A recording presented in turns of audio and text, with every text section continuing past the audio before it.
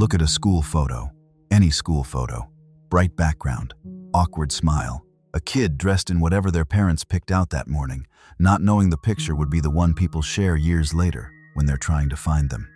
10 children, 10 families, years of silence. None of them should have survived this, but somehow they did. Get your map out. Lock your doors. Let's get into it. If you're new here, subscribe. New cases every week. December 4th, 1972, Merced, California, 3 in the afternoon, and 7-year-old Steven Stayner is walking home from school. Merced is the kind of town that doesn't feel dangerous. It sits in California's Central Valley, surrounded by almond groves and peach orchards, the kind of flat, wide-open agricultural country where neighbors know each other and kids walk to school without anyone thinking twice about it. The Stayner family lived in that world. Delbert and Kay Stayner, 5 children, a modest home in a quiet neighborhood. Steven was the 4th child, shy and trusting, the kind of kid who would stop and hold a door open for a stranger. That afternoon, he was on his way home from Graysada Elementary School. He was 3 weeks away from Christmas. Here's the setup beat. 2 men are parked in a white Buick near the school. One of them, a man named Irvin Murphy, approaches kids on the sidewalk, claiming to be collecting donations for his church. He goes up to Steven, asks if Steven thinks his family would have anything to give.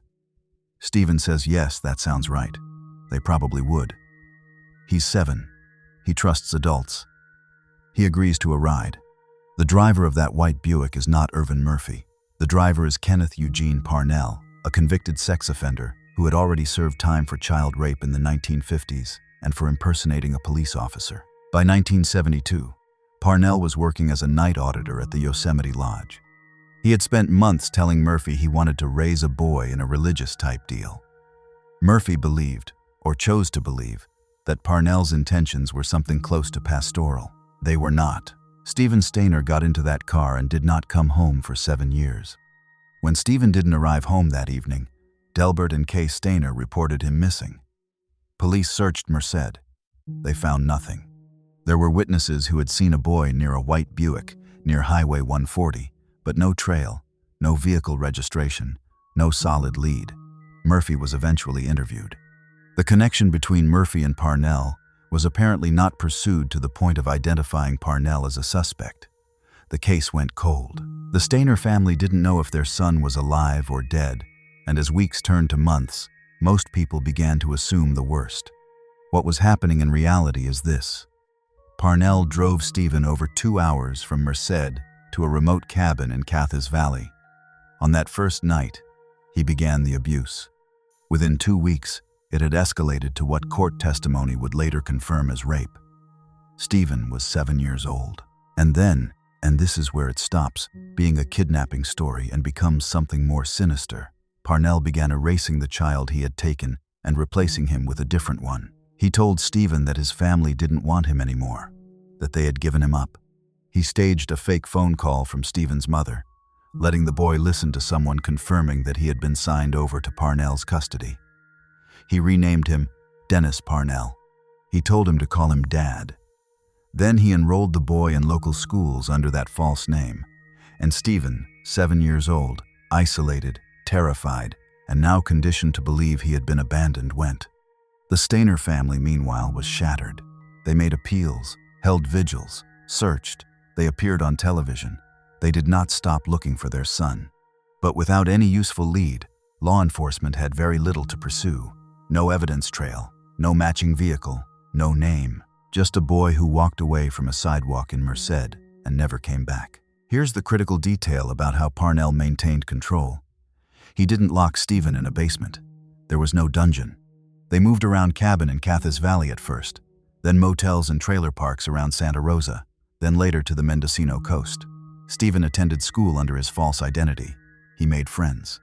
He had some version of a childhood, hollowed out and warped, but a life with a surface that looked almost normal to anyone who didn't know to ask the right questions. He was living as Dennis Parnell for years. Now this is where the case turns dark in a different direction. By 1980, Steven was 14 years old. He had been with Parnell for 7 years. He still believed, to some extent. In the story he had been told about his own abandonment, though that belief had cracked over time, worn down by years of abuse and growing awareness of what had actually happened to him. But what finally moved him to act wasn't rage or the accumulation of personal suffering. It was a 5-year-old boy. In February 1980, Kenneth Parnell abducted another child, Timothy White, 5 years old, snatched near a school in Ukiah, California. Parnell had told Steven he wanted a younger boy. When Timmy White arrived in that house, Steven Stayner looked at him and recognized something. This was the beginning of what had happened to him. He was not going to let it happen again. On a night in early March 1980, Steven took Timmy White and walked into the Ukiah Police Department. He told the officer at the desk, "My name is Steven Stayner. I know my first name is Steven." It is one of the most remarkable sentences anyone has ever said in a police station. Think about what it means that even after 7 years, after being renamed and relocated and conditioned and abused, he held on to that. He knew his first name. He was still in there. Parnell was arrested at a hotel in Ukiah hours later. He was charged with kidnapping and false imprisonment. The trial was national news. And when sentencing came down, the result was something that left people genuinely stunned. Parnell received 7 years in prison, the same number of years he had held Steven captive, but served only 5. 5 years. Less time in a cell than he had kept a child from his family. Steven went home to Merced. He was 14 years old, and his family were virtual strangers to him. His mother described the reunion as extraordinary and heartbreaking in equal measure. Steven didn't know how to be in that house. He had grown up somewhere else, as someone else. The almond orchards and peach trees outside were familiar in some buried, early childhood way. But everything else had to be relearned. He married in 1985, had 2 children. By every account, he was a devoted father. He was building a life. In September 1989, Steven Stayner was riding his motorcycle in Merced when he was struck by a car. He was 24 years old. He died of his injuries. Timmy White, the boy Steven rescued, also died young. In 2010, at 35, Kenneth Parnell was released from prison and in 2004 was arrested again for attempting to purchase a child for sex. He died in a California prison in 2008, age 76. The Stayner name would appear in headlines one more time, years later, under circumstances that had nothing to do with Steven's story and everything to do with how a family gets rearranged when a child is lost at its center. But that's a different tragedy. What matters here is this. The boy on that sidewalk in Merced, 3 weeks before Christmas, trusted a stranger because he was 7 years old, and that's what 7-year-olds do. And the machinery of that trust, the way it was constructed, the false church donation, the waiting car, had been arranged in advance by a man who had done it before and knew exactly how it worked. That's the part that lingers. It wasn't random. It was planned, and when Steven finally came home, the community of Merced wept in relief. But he came home as a stranger to himself. You don't get 7 years back. You don't unbecome Dennis Parnell overnight. He carried that with him every day until the motorcycle hit the asphalt in 1989, and everything stopped. If Steven's case was a predator hiding behind trust, the next one is worse, because the predator was already inside the house. He was at the dinner table. He was the family friend, and he would take the same child twice. Jan Broberg was 12 years old when she was first taken, and the most unsettling thing about her case is not the kidnapper. It's how close he was allowed to stand. Robert B. Berchtold was not a stranger. He was the kind of neighbor families in the mid-1970s suburban American West referred to as practically family. He lived near the Broberg home in Pocatello, Idaho, and over a period of months before October 1974, he had made himself indispensable to the household, not in a way that alarmed anyone, but in the way a skilled manipulator earns access incrementally, so that by the time anyone might think to question his presence, he was already woven into the fabric of daily life. He was warm. He was attentive. He paid particular attention to Jan, the youngest daughter of Bob and Marianne Broberg, and Jan adored him. Children often form strong attachments to adults who give them focused, consistent, affirming attention. That attachment is not a flaw in the child. It is exactly what the predator is counting on. It is the return on a months-long investment. The Broberg family trusted him completely. He had dinner with them. He took the children on outings. He was the kind of presence that would have registered to any outside observer as a safe, warm, familiar adult in a child's life.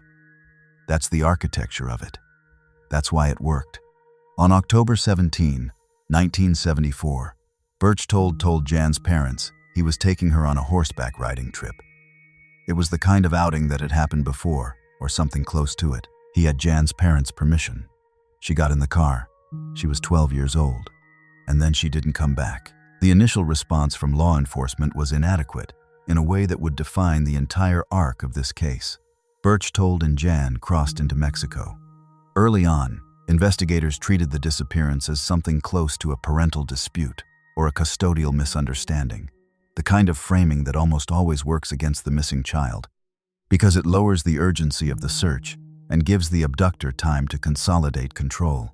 Berchtold posed as Jan's father. He enrolled her in a Catholic girls' school in Mexico, using fraudulent documentation, presenting himself with enough confidence and enough prepared paperwork that no one at the school appears to have formally questioned the arrangement. He had thought through each step. Here's the critical detail about how Berchtold operated. This was not a crime of impulse or opportunity. The groundwork had been laid for months. The access he had to Jan, the trust her parents placed in him, the relationship he had built with the entire family, all of it was constructed with purpose. He knew what he was doing long before he pulled out of the Broberg driveway on October 17. And through a combination of psychological manipulation that experts would later describe as elaborate and deliberate conditioning techniques designed to make Jan feel a sense of loyalty, connection, and obligation to him that she would not fully understand. For years, he had shaped her perception of the situation before she was ever taken. That is perhaps the most chilling element. The crime began well before the car left the neighborhood. Jan was eventually recovered. The details of exactly how and when are documented in the Netflix documentary Abducted in Plain Sight, and in Jan's own memoir and public testimony. What matters here is the sequence of what happened after. Robert Berchtold was convicted. He was sentenced to 45 days in prison. That sentence was later reduced to 10 days. 10 days. And then, and this is where the case becomes something that is genuinely difficult to explain, even with the benefit of 50 years of psychological research and documentation, the Broberg family allowed Berchtold back into their lives. There are documented reasons for this. Berchtold had compromised members of the Broberg family in ways that gave him leverage over them, separately from his relationship with January. The full picture is complex, and Jan Broberg has spoken publicly about the manipulation her parents were subjected to alongside her own, which is a remarkable and generous framing of what happened to her family. The point that matters for this story is the outcome. Berchtold retained access. The door that should have been permanently closed was left open, and in 1976, he used it again. He kidnapped Jan Broberg a second time. The second abduction followed a similar structural logic to the first. Berchtold used his existing access, the access that a 10-day sentence and a family that had not fully severed contact had allowed him to preserve, and he took her again. This time, the FBI was eventually involved. Phone lines were tapped. Investigators tracked Berchtold's movements. Jan was recovered. He had, by this point, posed as her father a second time, moved her across state lines a second time, and continued the psychological campaign of control he had begun years earlier. But here is what doesn't make sense when you lay the timeline flat.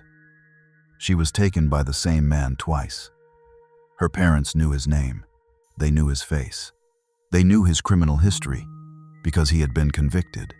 The first sentence had been 10 days. The same man, same name, same face, same history, had walked back through the door, and it happened again. There is no version of that sequence that reflects well on the institutional response to this case.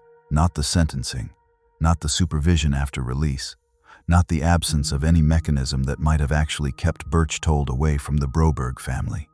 Jan survived in spite of the system's response. Not because of it. Jan Broberg has spent decades speaking publicly about what she survived. She has been unflinching in her description of how Berchtold's manipulation worked, how he had, over years, conditioned her to see him through a particular lens, to feel a loyalty and connection to him that she did not fully understand the nature of until much later. She has explicitly noted that she was not in a position to recognize what was happening to her as a child, and that this is exactly the point. The manipulation was designed precisely to prevent that recognition. A child cannot protect herself from something she has been systematically conditioned not to see. Berchtold continued to have contact with Jan into her adult years. He was later convicted on additional charges related to her case. On the day in 2005 that he was scheduled to appear in court on those charges, he died by suicide. He never faced the full weight of what he had done in any courtroom. Jan Broberg is alive. She has built a full life. She is one of the most articulate and public survivors in the documented record on the subject of child predation, psychological manipulation, and institutional failure. Her story, as told in her own words and in the Netflix film, has reached millions of people and changed how many of them understand these cases. She has turned what happened to her into something that protects other children. But when you strip the story back to its sequence, the access granted, the 10-day sentence, the second abduction, the same man, the same family, the same failure to stop him, it is very hard to locate the moment when the system did what it was supposed to do. That moment never came. Jan's survival was her own. The people and institutions that should have protected her did not. The next case begins in a hospital room. The victim is 19 days old. August 4th, 1987, Harlem Hospital Center, New York City. The maternity and infant ward. Joy White is 16 years old when she brings her newborn daughter Carlina to the hospital that evening. The baby has developed a fever 103 degrees, and what doctors determine is an infection contracted around the time of birth. Joy and the baby's father, Carl Tyson, check Carlina in. She is placed in the infant ward. She is 19 days old. This should be a routine hospital visit. A fever, an infection, a few days of observation, a healthy discharge. Millions of families have had nights exactly like this. In the early hours of August 5, hospital staff discover that the infant is missing from her crib. The woman who took her had entered the ward wearing attire that allowed her to pass as medical staff. Her name was Anugeta Petway Ann, to the people who knew her. She was a woman who had suffered through multiple miscarriages and had come to believe she would never have a child of her own. The FBI would later document, in federal court filings, that Petway took Carlina White from Harlem Hospital, walked out of the building with an infant in her arms, and boarded a train to Bridgeport, Connecticut, 45 miles away. She told her friends and family in Bridgeport that the baby was hers. She named her Nedra Nance, Nettie for short. The NYPD opened an investigation immediately. Detectives spoke to a woman from Baltimore who had been seen in the vicinity of the hospital ward around the time of the disappearance. But no arrest was made and no charges were filed. The trail went cold before it had really formed. The case file stayed open. Carlina White, or Nedra Nance, grew up in Bridgeport, Connecticut, raised by the woman who had taken her, with no birth certificate, no matching documentation, and a story that never quite held together the way real stories do. When she asked for documentation, the answers changed. When the answers changed, she noticed. But noticing, as a child, is not the same as knowing. And that's the last confirmed time anyone saw infant Carlina White in her hospital crib, in the early hours of August 5th, 1987. After that, nothing. For 23 years. The impossible gap in this case is not a wilderness or a remote cabin. It is 45 miles of interstate highway between Harlem and Bridgeport. It is a woman who committed petty crimes openly across multiple states, placed on probation at least 3 separate times in Connecticut, later convicted of embezzlement at a department store in Raleigh, North Carolina, and was never once connected to the infant she had taken from a New York hospital 18 years before, 17 years before, 10 years before. It is Carlina growing up and asking, at various points in her childhood and adolescence, to see her birth certificate and being told a different story each time. The story about the drug-using mother who gave her up. The story that didn't match any document anyone could produce. It is Joy White and Carl Tyson who were young, who had done everything right, who brought their sick baby to a hospital waiting. Joy White was 16 when Carlina was taken. She would be 39 before she got her daughter back. She waited 23 years. Joy White never stopped. The case never closed. The answer, when it came, would not come from the police or the courts. It would come from Carlina herself. By 2010, Carlina White was 23 years old, living in Atlanta, and she had a daughter of her own. Having a child changes the way you think about documentation. Birth certificates, social security numbers, medical records, the paper trail that proves a person exists in the world in a legally recognized way. When Carlina tried to gather that documentation first for prenatal care, then for her daughter's records, she ran into the same wall she had always run into. There was no birth certificate. There were no consistent records. When she pressed Ann Petway for an explanation, the story shifted again. You were given to me by a woman who used drugs. Your mother didn't want you. There's nothing to find. But Carlina had a face, and her daughter had a face. And in January 2011, sitting at a computer in Atlanta, Carlina went to the website of the National Center for Missing and Exploited Children and began to search. She found a photograph of an infant who had been reported missing from Harlem Hospital in 1987. The infant in the photograph looked exactly like her own daughter. Same face structure, same features, and this is the detail that made her certain the same birthmark. Not approximately the same. The same. Carlina contacted the NCMEC. The center reached out to Joy White and Carl Tyson. DNA testing was performed. In January 2011, 23 years and 5 months after Annagetta Petway walked out of Harlem Hospital with someone else's baby, the results confirmed what the birthmark had already told. Carlina. She was the missing child. The federal case moved quickly after that. Ann Petway turned herself in to the FBI office in Bridgeport on January 23, 2011. She confessed. She told investigators she was truly sorry. She said she had taken the baby after her miscarriages, after she had come to believe she would never carry a pregnancy to term, and that she had simply walked into the hospital and taken a child. No elaborate plan. No accomplice. She walked in, and when no one stopped her, she walked out with an infant who was not hers. In February 2012, she pleaded guilty in Manhattan federal court to 1 count of kidnapping. She was sentenced to 12 years in prison and served just under 10.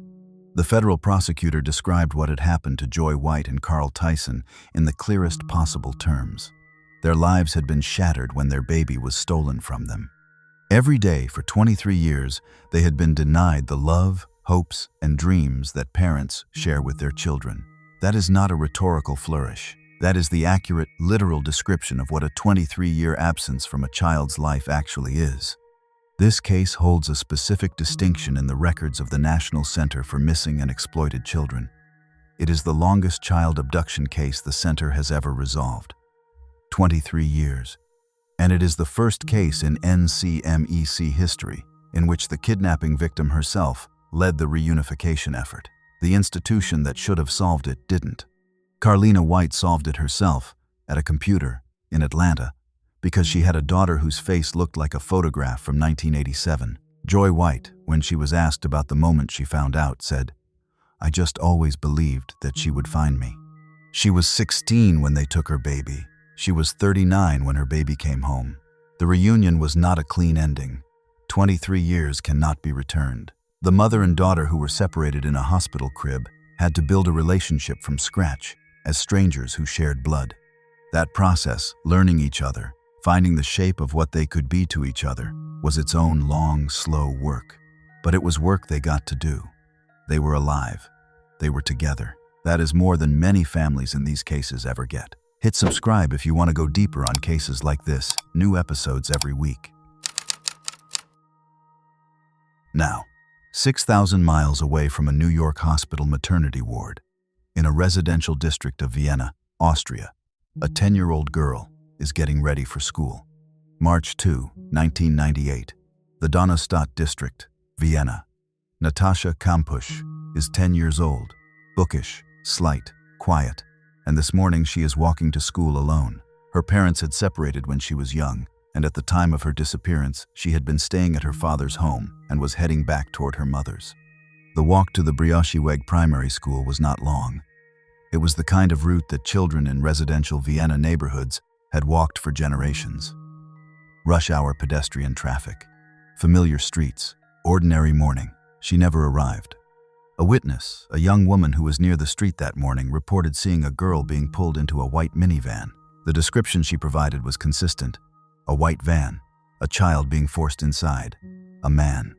Austrian police launched a search and opened a missing persons investigation. One of the largest missing person searches in Austrian history. They interviewed hundreds of people. They checked white van registrations across the region. They followed leads. They did the work that investigations are supposed to do. And here's the critical detail.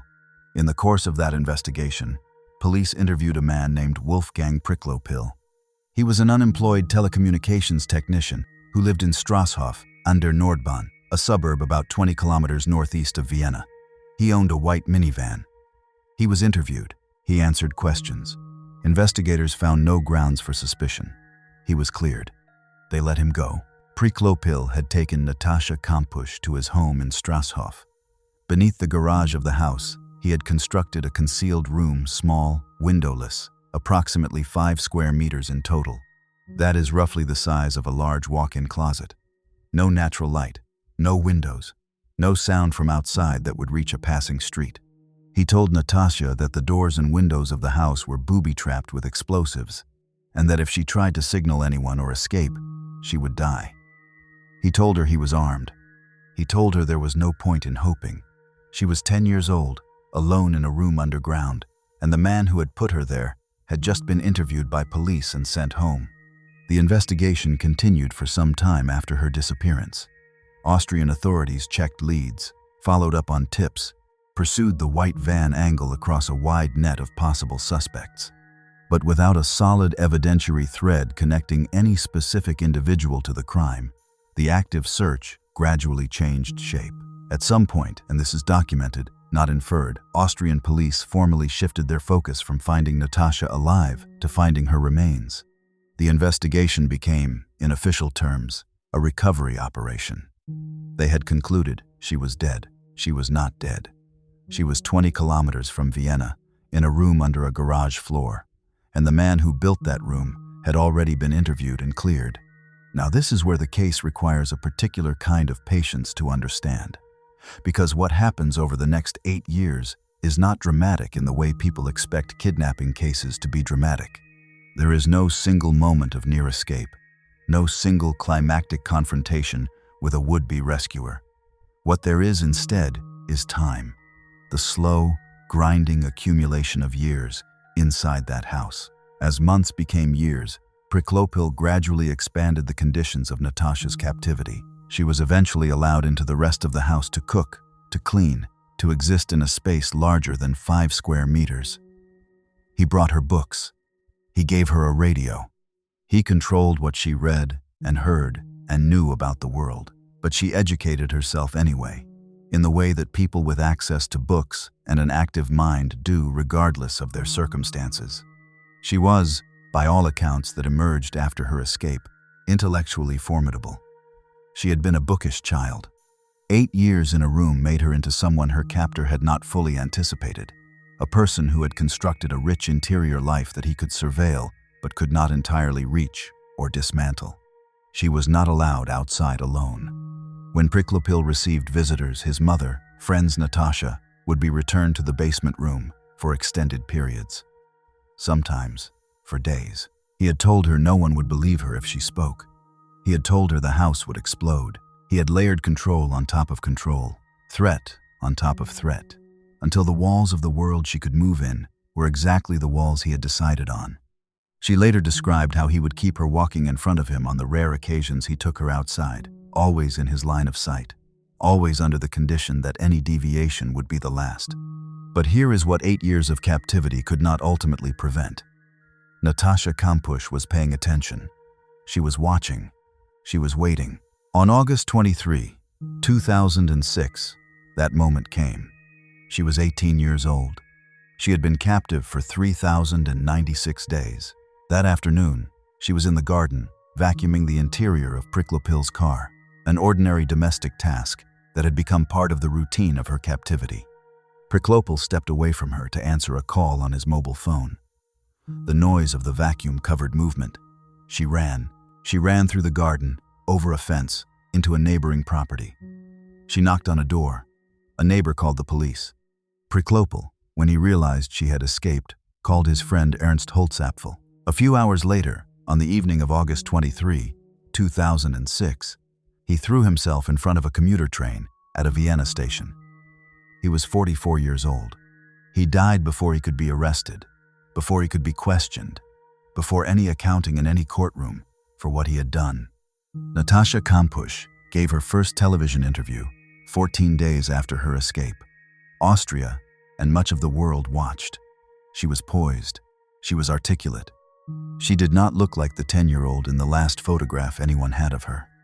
She had grown up underground. She came out as a young woman who had, in some sense, the rest of the world was still working to comprehend, survived by building a self that captivity could not destroy. There were questions afterward about whether Priklopil had acted alone.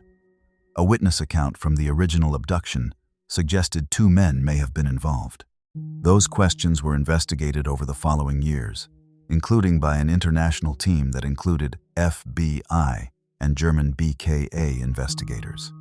The conclusion of that probe, released in 2013, was that it was highly likely Priklopil had acted alone. What no investigation could undo was the fact that he had been interviewed in 1998, that his name was in the file, that he owned a white minivan, that police had knocked on his door, spoken to him face to face, and concluded there was nothing there.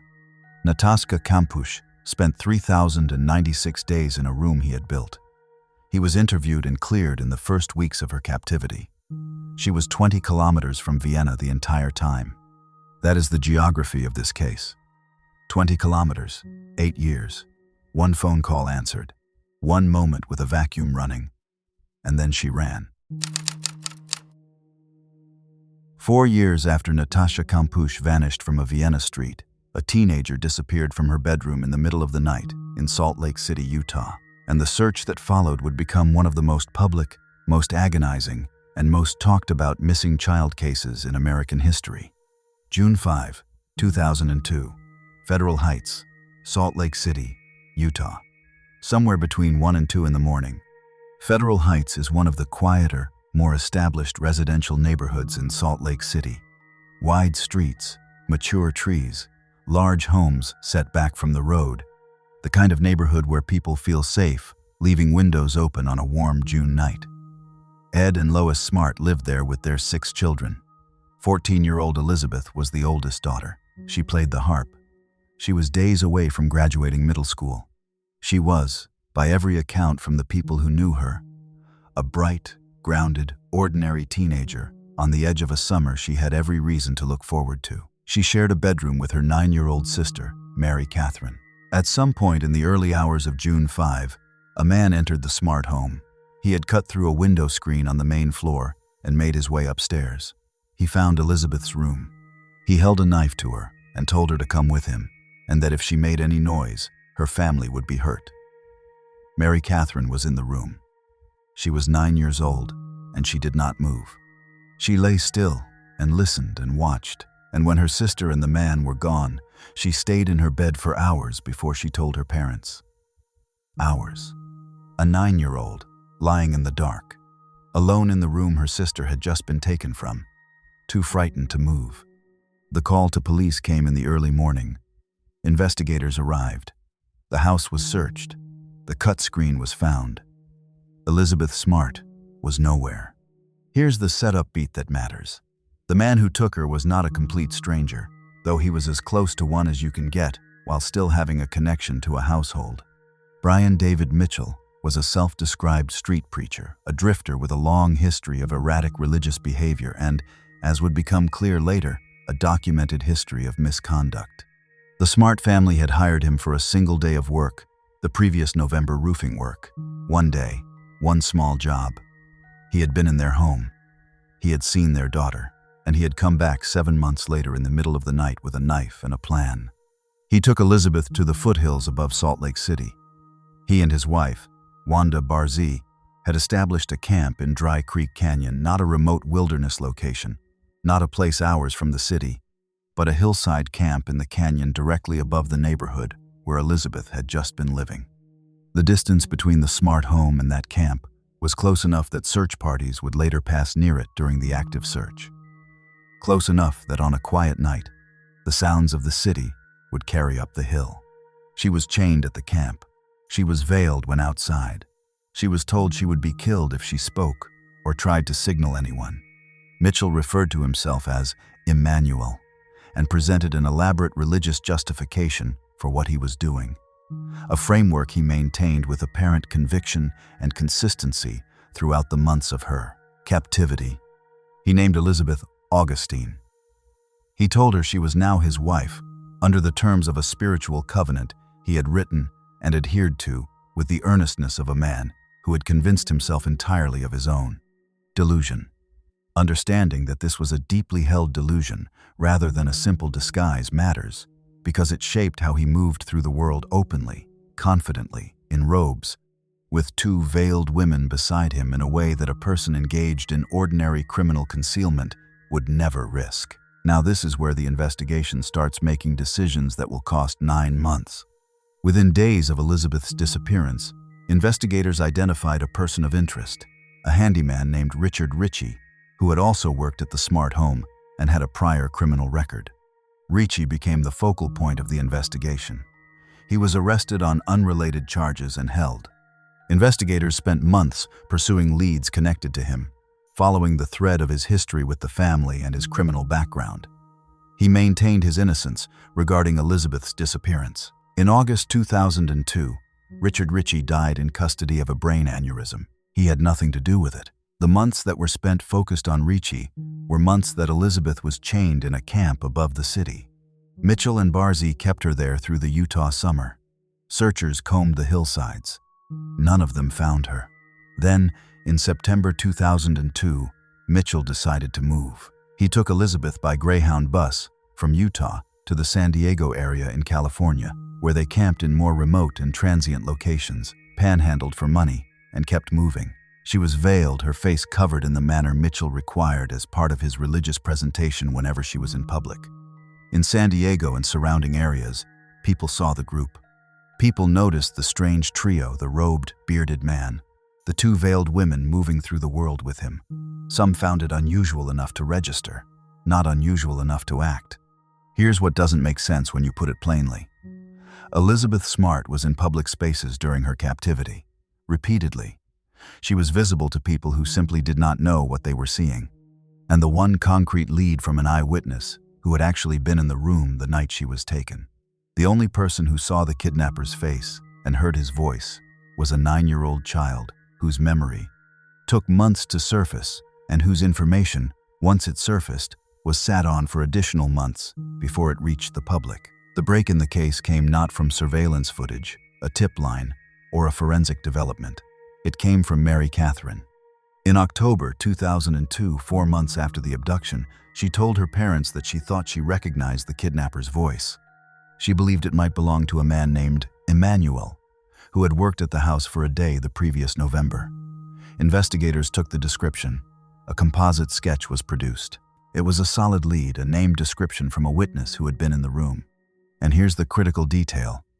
That sketch was not released to the public until February 2003, 8 months after Elizabeth was taken, 4 months after Mary Catherine's identification. The Smart family pushed repeatedly for the sketch to be made public, believing correctly that someone who recognized Mitchell might come forward. That push was resisted. The delay has never been satisfactorily explained. The sketch was finally released in February 2003 and aired on America's Most Wanted. Within days, Mitchell's own relatives contacted authorities to say the image looked like him. His name came back into the investigation with new force. That same month, Mitchell and Barzee brought Elizabeth back to Utah. By the time March arrived, the three of them were in Sandy, a suburb just south of Salt Lake City, 5 miles from the Smart family home. On March 12, 2003, 2 officers in Sandy noticed a strange group walking along the road. A man in robes, 2 women in veils. Something about the group made the officers stop. They approached. Mitchell was calm, confident, dismissive.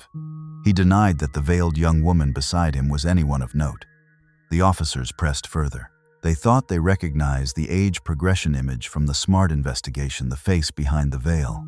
Elizabeth Smart confirmed who she was. She had been missing for 278 days. She was 15 years old. She had been in Utah, in a camp above her own neighborhood. For much of that time, she had ridden a Greyhound bus to California and back. She had been in public with a veil over her face, while her family held vigils and her photograph circulated on national news, and no one who saw her had been able to see through the veil. The arrest of Brian David Mitchell and Wanda Barzee followed within minutes. Both were charged with kidnapping, burglary, and sexual assault. Mitchell spent years in legal proceedings. His mental competency was repeatedly challenged, and the case did not reach a full federal trial until 2010. He was convicted and sentenced to life in federal prison without the possibility of parole. Barzee received a 15-year sentence and was paroled in 2018. But here is what the timeline of this case leaves behind. The man who took Elizabeth Smart had been in the Smart home 7 months before he came back in the night. Mary Catherine Smart identified him by voice and description 4 months into the search. The sketch was held for another 4 months after that. The principal suspect the investigation had been building around died in custody without ever being charged in connection with the case. And Elizabeth was 5 miles from home when they found her. Elizabeth Smart has spoken publicly and at length about her experience in the years since her rescue. She has built a foundation dedicated to child safety, spoken before government bodies, advocated for policy reform, and become one of the most recognized voices on child abduction and recovery in the country. She has been direct and unsparing in describing both what she endured and how she rebuilt her life. What she has made clear, repeatedly, is that surviving captivity is not the ending of the story. Coming home is the beginning of a different kind of work, the work of reclaiming an identity, a sense of safety, a future that belongs entirely to you. 9 months after vanishing from her bedroom, Elizabeth Smart walked down a street in Sandy, Utah, 5 miles from home, and no one had seen her coming. The same month Elizabeth was taken, June 2002. An 11-year-old boy in rural Missouri was riding his bike to a friend's house on a quiet Sunday afternoon. The road was familiar. He had ridden it before. He never made it. And unlike every case before it on this list, what happened next would not be resolved by a search party, a sketch, or an escape. It would be resolved by a coincidence so specific and so improbable that it almost defies accounting. October 6, 2002. Richwoods, Missouri. Rural Highway H. 1 o'clock in the afternoon. On a Sunday. Richwoods sits in Washington County, about 55 miles southwest of St. Louis. Louis small enough that most people outside of Missouri have never heard of it. The kind of place where gravel roads branch off asphalt ones, and the distances between houses are measured in fields rather than feet. 11-year-old Shawn Hornbeck had grown up there. He knew the roads. He knew his neighbors. He had ridden his lime green mountain bike along the same routes many times. And on this particular Sunday afternoon, he was riding to a friend's house, a normal errand, the kind of thing his parents had let him do before without incident. He never arrived. A witness later came forward to describe what they had seen on Rural Highway H that afternoon. A white pickup truck stopped on the side of the road, a man standing near it, a boy's lime green bike lying in the grass. That was the entire physical evidence trail left behind by the disappearance of Shawn Hornbeck. A truck, a bike in the grass, and then nothing. Shawn's parents, his mother Pam and stepfather Craig Akers, reported him missing that evening. The search began immediately. Volunteers came out. The Richwoods community and surrounding Washington County mobilized in the way that small communities do when a child goes missing: phone trees, ground searches, flyers on every telephone pole and shop window. Pam and Craig went on television. They appeared on the Montel Williams show to raise awareness of their son's case. During that appearance, a self-proclaimed psychic named Sylvia Brown told them, on national television, that Shawn was dead, that he had been taken by a man with dreadlocks, that he had been left at a specific location, that there was no hope of finding him alive. Every element of that prediction was false. It is documented, not inference. Brown's statement is on the public record, and its falseness is entirely provable. Shawn was alive. The man had no dreadlocks. The location was wrong. All of it was wrong. What nobody watching that television appearance knew was that Shawn Hornbeck was 60 miles away. Not in a field, not in a river, not at the location Brown had named. He was in an apartment in Kirkwood, Missouri, a functioning, ordinary residential suburb on the western edge of St. Louis County. He was alive.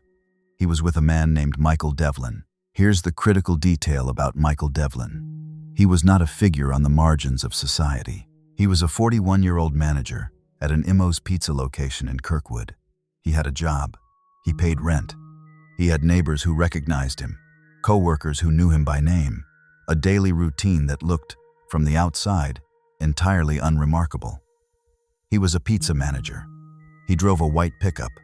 He came and went from his apartment on W. Zimmerman Road, like any other resident of a working-class St. Louis suburb. He had abducted Shawn by striking him with his truck on Highway H, then approaching the injured boy under the guise of concern. From the first moments of the abduction, he had used direct physical threat. He had a gun, and he made that clear immediately and sustained psychological control to establish the conditions of what would become 4 years and 3 months of captivity. Shawn later recalled that from the very first day, Devlin had told him, "You were just in the wrong place at the wrong time." That was the framework he set. Arbitrary, unchosen, absolute. Now this is where the case turns into something that challenged how people understood captivity. Because as weeks turned to months and months turned to years, Shawn Hornbeck was not kept in a locked room. He was not chained. He was, in some observable sense, permitted to move around. He rode his bike in the Kirkwood neighborhood. He interacted with other residents of the apartment complex. He had access to the internet he reportedly posted in online forums during the years he was held. Devlin permitted him a version of surface life in the community, calculating correctly, for 4 years, that psychological control and the credible, ever-present threat of death were more effective than physical restraint. On at least one reported occasion, Shawn passed a missing child poster bearing his own age-progressed face. He did not run. He did not call for help. And this became, after his rescue, a source of public confusion, and from some quarters, something that edged toward judgment. Why didn't he leave? He had what looked like opportunities. He was outside. He had access to communication. Mental health experts were clear and consistent in response to those questions. Shawn Hornbeck was a child who had been subjected to sustained coercive control by an adult who had established dominance through violence and the credible threat of death from the very first moments of the abduction.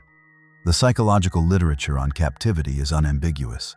The absence of physical restraint does not mean the absence of effective imprisonment. Terror, when applied consistently enough and from a young enough age, constructs walls that are not made of concrete. A child who has been told, repeatedly and convincingly, that attempting to escape will result in his death does not simply calculate the odds of a successful run and conclude they are favorable. That is not how psychological captivity works. It never has been. Shawn was also, over time, subjected to manipulation that blurred the boundaries of his own identity. He had been given a new name, Shawn Devlin. He had been integrated into the surface fabric of Devlin's life in a way designed to erode the version of himself he had been before. The real Shawn Hornbeck was still in there. He prayed every night to go home, he told reporters afterward. Every night. For 4 years and 3 months. But the architecture of control that Devlin had constructed was designed specifically to prevent that inner voice from becoming an outward act. The case broke open not because of anything connected to the Hornbeck investigation, but because of something that happened 60 miles away from Kirkwood on January 8, 2007. In the small town of Beaufort, in Franklin County, Missouri, a 13-year-old named Ben Ownby stepped off his school bus at the end of his road and began walking toward his house. His friend Mitchell Holtz walked with him until their paths diverged. And then Mitchell Holtz heard something, Ben's voice, crying out from the direction of a white Nissan pickup truck that was pulling away fast from where Ben had been standing. Holtz watched the truck leave. He memorized what he could. He had a partial license plate number. He reported what he had seen within minutes. That partial plate became the thread that unraveled everything. Franklin County investigators worked the number. Within days, They had traced it to a white Nissan pickup registered to a man in Kirkwood, Missouri. On January 12, 2007, 4 days after Ben Ownby's abduction, Kirkwood police officers in the area, on an unrelated call, noticed a white truck at an apartment complex matching the description in the Ownby investigation. They ran the connection. They determined who owned the truck. They went to the apartment. They knocked on the door of Michael Devlin. They found Ben Ownby inside. He had been missing for 4 days. And standing next to Ben, disoriented, uncertain, looking at the officers in a way witnesses described as dazed, was another boy. The boy said his name was Shawn Devlin. Investigators had seen the age-progressed images circulated for years. They looked at the face in the apartment doorway. It was Shawn Hornbeck. 4 years and 3 months after he had ridden his lime green bike down rural Highway H and never arrived at his friend's house, he was standing in an apartment 60 miles away, 15 years old, alive. The announcement came from Franklin County Sheriff Gary Tolka that same evening. Both boys had been found. Both were alive. Both appeared physically unharmed. The phrase "Missouri Miracle" entered the news cycle immediately and stayed there for weeks. It was the right word in many ways. The discovery was miraculous, not because it was fated, but because it was the result of one teenager's sharp eyes and fast memory at a bus stop in Beaufort. If Mitchell Holtz had not looked at that truck, had not registered the partial plate, had not spoken immediately, there is no clear path by which Shawn Hornbeck gets found that day. The miracle was a kid paying attention. Michael Devlin was arrested, charged, and in subsequent proceedings admitted to the kidnapping and abuse of both boys. He was sentenced to multiple consecutive life terms. His aggregate sentence exceeds 3,000 years. He will never leave prison. What emerged in the months following the rescue was a fuller picture of how Devlin had operated the structure of threats, the psychological control, the way he had managed Shawn's existence in Kirkwood over more than 4 years.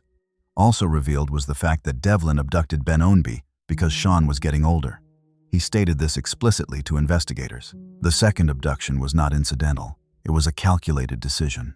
Shawn had become, in Devlin's assessment, no longer useful to him, and so he went to a bus stop in Beaufort and took a different child. Shawn Hornbeck went home to Richwoods. His parents' foundation, established during the years he was missing to help search for other abducted children, had, without knowing whether their son was alive, spent those years helping other families. He came home to parents who had never stopped looking, and to a community that had never given up. He told Oprah Winfrey afterward, "I prayed to God every night that I would be back with my family, and I crossed myself every night. Every night. For 4 years and 3 months." Now the next case is worse in a very specific way. 3 girls vanished from the same street in the same city within 2 years of each other. The same man took all 3. And for 10 years, no one connected the pattern until one woman broke through a door and called 911 with words that stopped a city cold. If you've been watching this channel for a while, subscribe. New cases every week, and we go deep on every one. April 21, 2003. Lorraine Avenue, Cleveland, Ohio, near West 105th Street. 8 o'clock in the evening. Amanda Berry was 16 years old one day before her 17th birthday, and she had just finished her shift at the Burger King on Lorraine Avenue. The restaurant was a few minutes' walk from her neighborhood. The route home was familiar. She had walked it before. The surveillance camera at the Burger King captured her leaving the building at the end of her shift. After that, there is no confirmed sighting. She was reported missing the following day. Police opened an investigation. Investigators initially treated the case with the working assumption that a teenager who had failed to come home might have left voluntarily. That framing, runaway, not abducted, would shape the institutional response to what had actually happened for years. What had actually happened was this. Ariel Castro, a school bus driver who lived on Seymour Avenue a few miles from where Amanda had been working, had offered her a ride. He knew her, or he knew of her. His daughter went to the same school as people Amanda knew.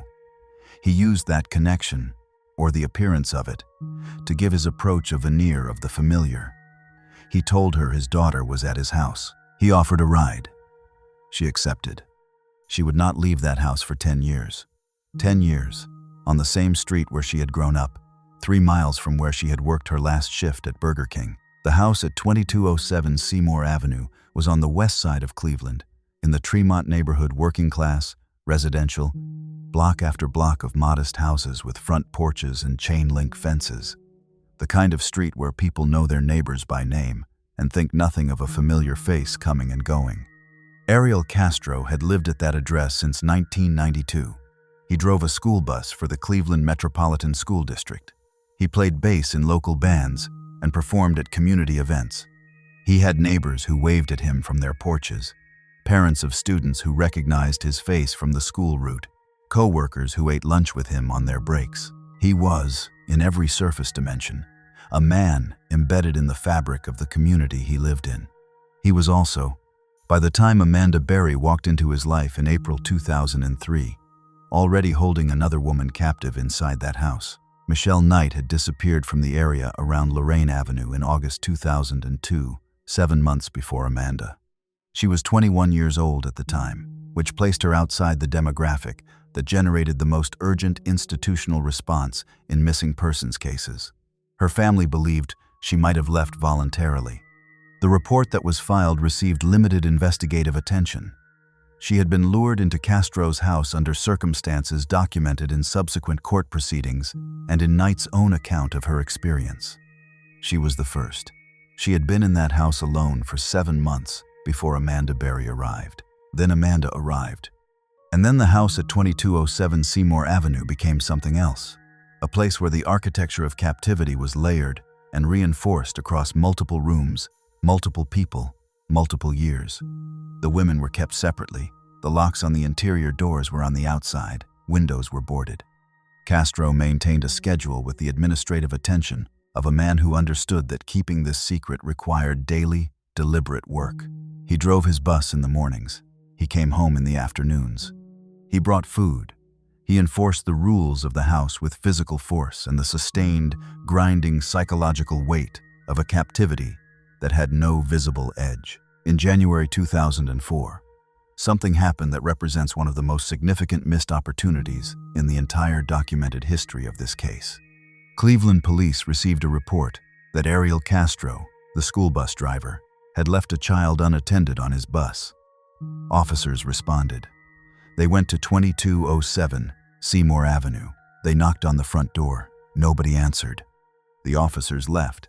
Amanda Berry and Michelle Knight were inside that house when those officers knocked on the door. The sequence of what might have happened if the response had been different: a warrant sought, a neighbor spoken to, a window looked through, is one of the questions that will permanently attach itself to this case.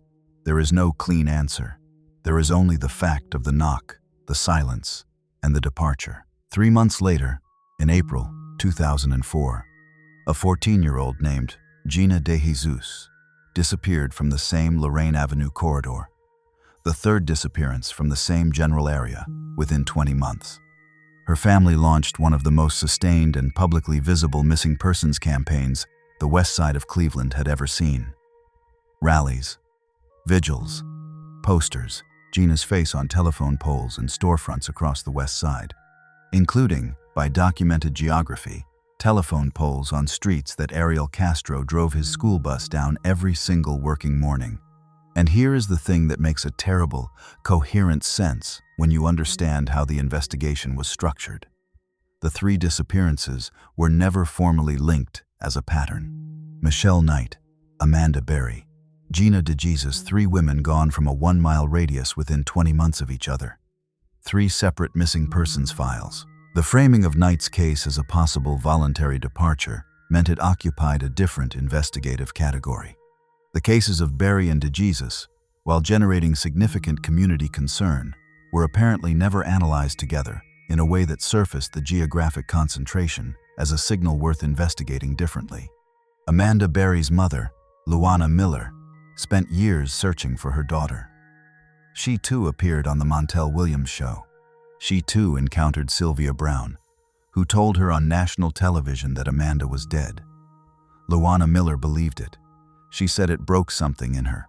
She died in March 2006 of heart failure, having never learned that her daughter was alive 3 miles away. Amanda Berry was in a house 3 miles from where her mother spent her last years looking for her. Inside 2207 Seymour Avenue, time passed in the way that time passes in total captivity, not marked by calendar dates, but by the weight of what is endured and survived. The women were confined to rooms, controlled through threat and physical force, isolated from each other for significant periods. The world outside the boarded windows went on without them. Families searched. Community members put up posters.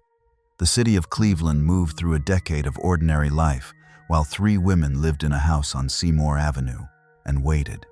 Amanda gave birth to a daughter while in captivity, a girl she named Jocelyn. The child's biological father was Ariel Castro. Amanda raised her daughter inside that house.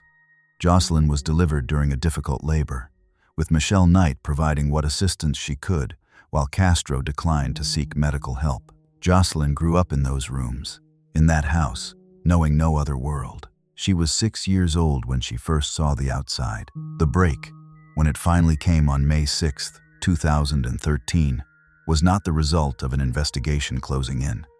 There was no surveillance operation, no tip that had finally been developed. What happened was a door. Castro left the house that afternoon.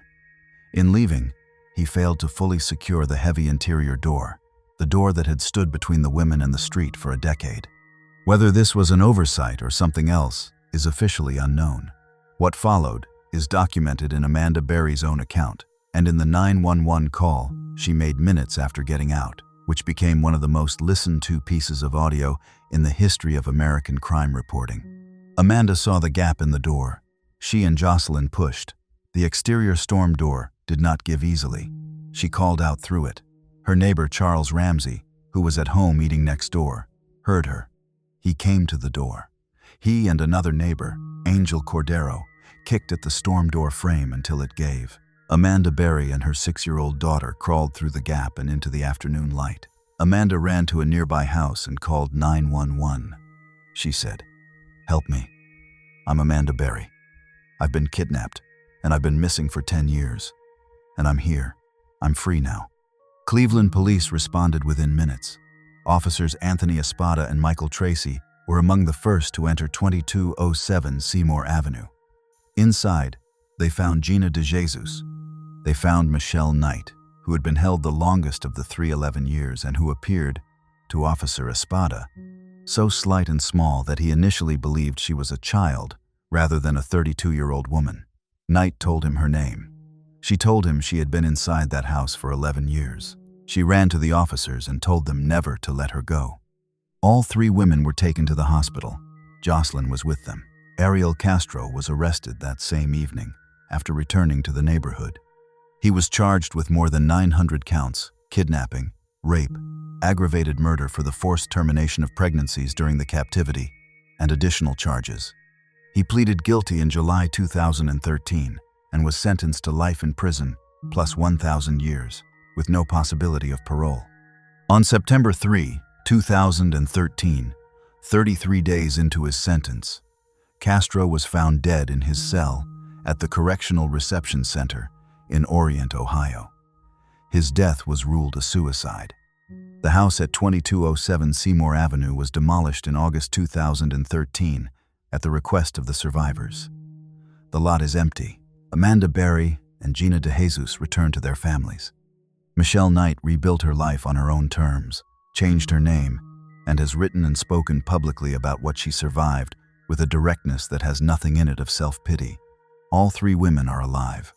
But the Cleveland case is not fully told yet, because Gina De Jesus has her own story, her own moment of disappearance, her own particular geography of loss, and her family's 9 years of searching, conducted in a neighborhood where Castro drove a bus past her missing child posters every morning, deserves its own accounting. April 2, 2004, Lorraine Avenue, Cleveland, Ohio. After school, Georgina De Jesus Gina was 14 years old, a cheerful straight-A student at Wilbur Wright Middle School. She was described by the people who knew her as bright, social, the kind of kid who moved through her neighborhood with the easy confidence of someone who felt at home in her own world. Her father, Felix De Jesus, was known in the community. Her family had deep West Side Cleveland roots. That afternoon, Gina stopped at a payphone near West 105th and Lorraine. She called her father's house and asked if she could sleep over at a friend's. Her father said no. She was told to come home. She was last heard making that phone call. She never arrived home. Here's the critical detail about how Castro was able to approach her. His daughter, Emily Castro, was one of Gina's schoolmates. That connection, the thread of a shared school, a familiar name, a face she had some reason to recognize, was enough. Castro approached her, used his daughter's name as cover, and Gina De Jesus was taken to 2207 Seymour Avenue, the same house where Amanda Berry had been held for the past year. 2 women now, one address, same street. And the search for Gina De Jesus was about to become the most visible and sustained missing child campaign the west side of Cleveland had seen in years. The De Jesus family did not go quiet. They organized. They rallied. They put Gina's face on every surface they could find in the west side. They held vigils. Felix De Jesus became a visible, constant presence in the public search for his daughter, appearing at community events, speaking to press, refusing to let Gina's case fade from public attention the way missing persons cases so often do when the initial news cycle moves on. The community responded. For years, Gina De Jesus was not a cold case. She was an active, present, unresolved absence that her family refused to let the city forget. And all of that searching, all of those posters, all of those vigils happened within the orbit of a house on Seymour Avenue, 2 miles away, where Gina was alive and imprisoned and unable to reach any of it. There is a specific, documented detail that has attached itself permanently to this case. Ariel Castro drove his school bus along routes on the west side of Cleveland. Routes that passed, according to the geography of the neighborhood, within range of the very posters his victims' families had placed on telephone poles. He drove to work every morning past the face of the girl he had taken. He came home every afternoon past those same poles. For years, the search went on. The house stayed silent, and inside 2207 Seymour Avenue, Gina De Jesus, who had been 14 when she made that last payphone call to her father, grew older, year by year, in rooms she could not leave. Gina De Jesus was inside 2207 Seymour Avenue for 9 years. 9 years of her family searching, rallying, refusing to accept silence as an answer. 9 years of her face on telephone poles throughout a neighborhood she could no longer walk through. 9 years of a payphone call that ended with her father saying, "Come home," and her never arriving. The moment her captivity ended was not hers to engineer. It came because Amanda Berry found a gap in a door on May 6, 2013, and acted on it within seconds. That decision to push, to call out, to get through freed all 3 women. Gina did not escape. She was found. There is a distinction there, and it matters, not as a judgment of Gina, but as an honest accounting of what was taken from her and how it was returned. The agency of her liberation belonged to someone else. 9 years in that house had not broken her, but they had removed the opportunity to walk out on her own terms. When officers entered 2207 Seymour Avenue on May 6, 2013, they found Gina alive. She was 23 years old. She had gone into that house at 14. She was 23 years old when she saw the outside world again. When she walked out of the hospital the following day and was reunited publicly with her family, she came home to crowds of neighbors and supporters who had never stopped searching. Felix De Jesus was there. The community that had put up the posters, organized the vigils, refused for 9 years to let the city forget they were there.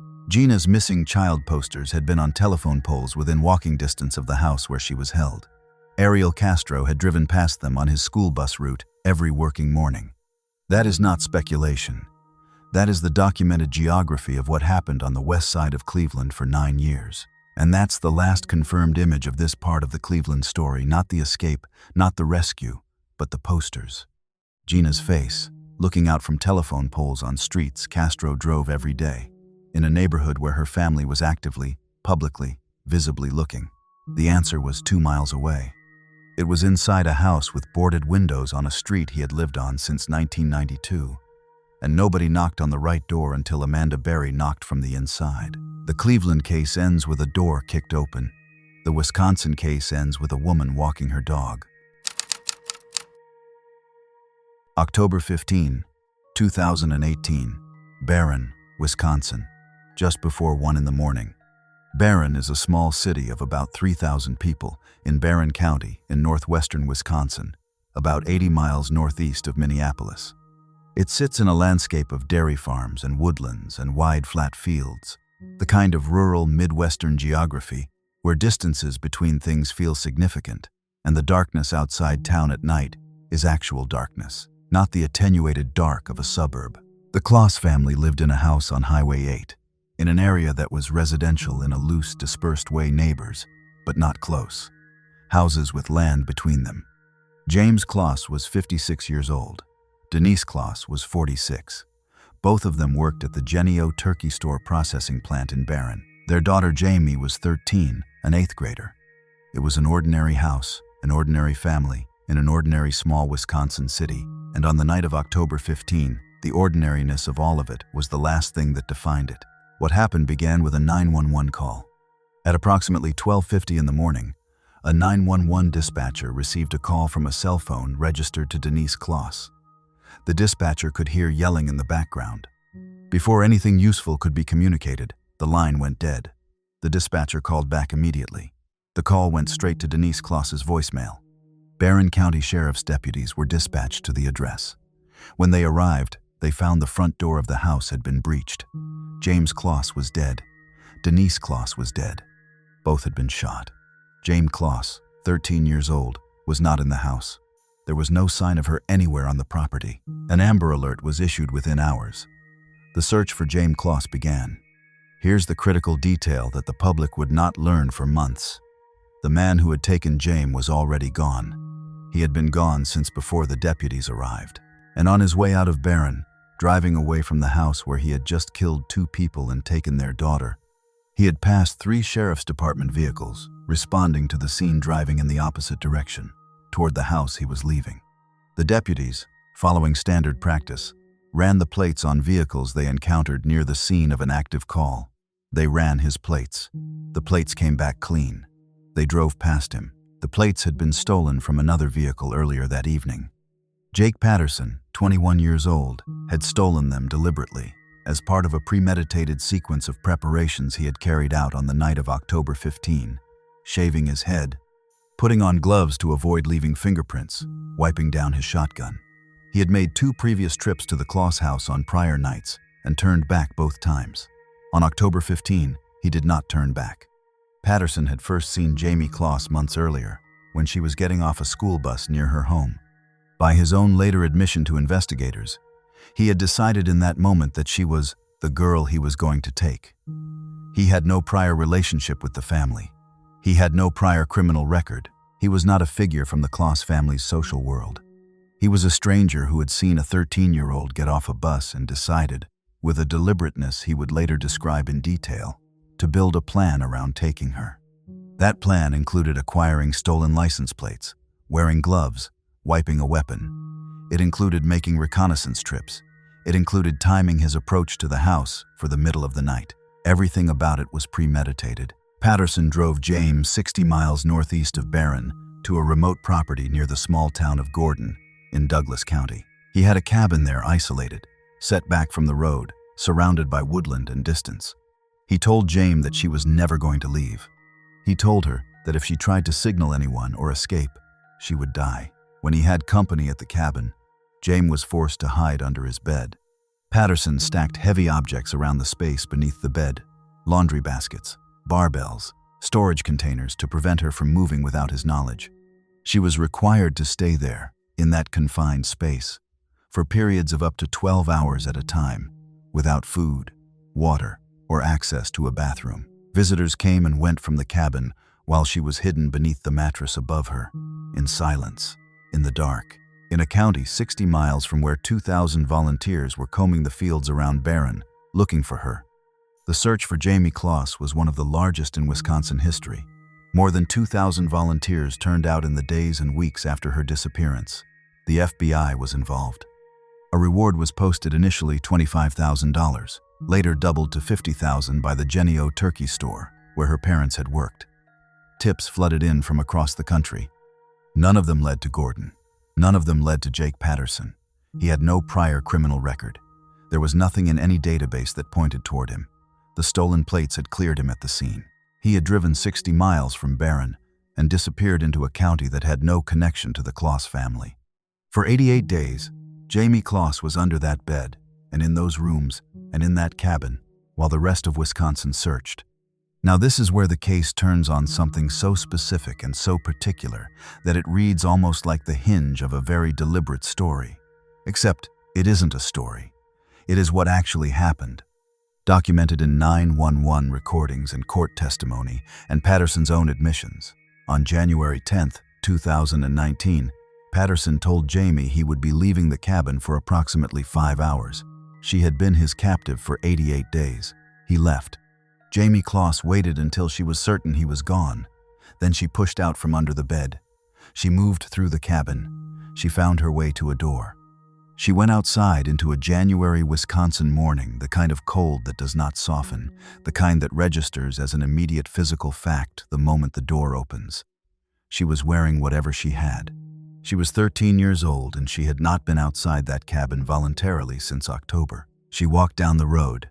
A woman named Jean Nutter was walking her dogs along the road near Gordon that morning. She encountered a girl, thin, disoriented, lightly dressed for the temperature. The girl told her she was Jayme Closs. Jean Nutter recognized the name immediately. She took Jayme to the nearest occupied house she could find. The neighbor there called 911. Patterson was located and arrested within the hour, not far from the cabin, still in Douglas County. When deputies reached him and took him into custody, the sequence of what he had done, the reconnaissance trips, the stolen plates, the night in October, the 60 miles, the 88 days was still less than 12 hours behind him. He had left the cabin that morning believing he would come back. He never did. Patterson pleaded guilty in March 2019 to 2 counts of first-degree intentional homicide and 1 count of kidnapping. He was sentenced to life in prison without the possibility of parole. He made no appeal. He offered no meaningful explanation for what he had done beyond what he had already told investigators, that he had seen Jayme getting off a school bus, decided she was the one, and built a plan around taking her. The Barron County community held a vigil when Jayme came home. The church signs in Richwoods, the Wisconsin equivalent of what had happened in Missouri when Shawn Hornbeck returned, went up within hours of the news. A small city had spent 88 days searching, hoping, refusing to stop. And the girl they were looking for had been the one to end her own captivity. In January, cold, on a gravel road in Douglas County, by walking until she found someone. Here is the detail that sits at the center of the Jayme Closs case and will not move. Patterson drove past responding police vehicles on the night he took her. He was in his car. Jayme was in the trunk. The officers checked his plates. The plates came back clean. They drove on. Jayme Closs runs down an icy rural road, alone, in the dark of a January Wisconsin morning, 88 days after her parents were shot dead in their own home. And she is the one who saves herself. The final case on this list is different from everyone before it. Every child in this episode was taken by force, or by deception, or from a place they should have been safe. The final case is different because the child who was missing for 13 years did not know he was missing. He had a name, he had a school, he had a life. He had no idea that somewhere 700 miles away, his mother had been filing missing person reports and waiting since he was 5 years old. Birmingham, Alabama, 2002. Julian Hernandez is approximately 5 years old. The specifics of Julian's early childhood in Birmingham are limited in the public record, but the essential facts are documented in court filings and subsequent press coverage. His parents, Bobby Hernandez and Marie Garza, were separated. Marie had legal custody of Julian. Bobby was supposed to take Julian to preschool one morning in the spring of that year. He did not take him to preschool. He took him somewhere else entirely, and then he disappeared, and he took Julian with him. Marie Garza filed a missing persons report. She did not file it as a formality. She filed it because her son was gone, and she needed the system to know. The case was entered into the National Center for Missing and Exploited Children's database. An entry with Julian's name and photograph was created and maintained. The case sat in the system, active, open, unresolved. Marie kept it open. She updated it when updates were required. She did not let it go dormant. She did not accept, in the quiet internal way that sometimes happens with cold cases, that there would be no resolution. She kept the file alive because her son was alive. She believed that, and someone might eventually need that file to find him. Bobby Hernandez relocated. He settled, eventually, in the Cleveland, Ohio area, the same city, by grim coincidence, where Ariel Castro was operating his own hidden captivity at roughly the same time, in the same decade. Bobby built a life in Ohio under a different name. He enrolled Julian in school under a false identity, using a social security number he had fabricated. He told Julian whatever he told him about where they had come from and who they were. He raised a child whose real name, real history, and real mother existed in a file 700 miles south in Alabama that nobody had been able to connect to a suburb in Ohio.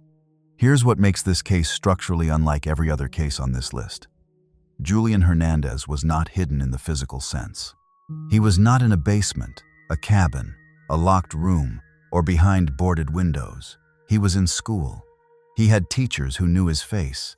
He had classmates. He moved through the ordinary institutional life of an American child growing up in the suburbs: homework, extracurriculars, friendships, the gradual accumulation of a personal history.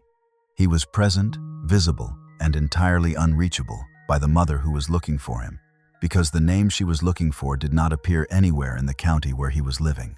He did not know he was missing. That sentence does not sit easily. He was a child, then a teenager, then a young man, building a version of himself on a foundation that was entirely fabricated, and he had no reason to suspect any of it. Children do not audit the name on their school enrollment form. They do not question the social security number their parents give them. They accept the shape of the world they are handed, and they grow. Julian grew. He became, by every account from people who knew him during those years, an excellent student, engaged, capable, college-bound. He was on the honor roll. He carried himself with the quiet confidence of someone who was good at being in the world, who had figured out how to do the thing in front of him. He had no idea that the thing in front of him had been constructed on a lie. In 2015, Julian Hernandez was 18 years old and preparing to apply for college.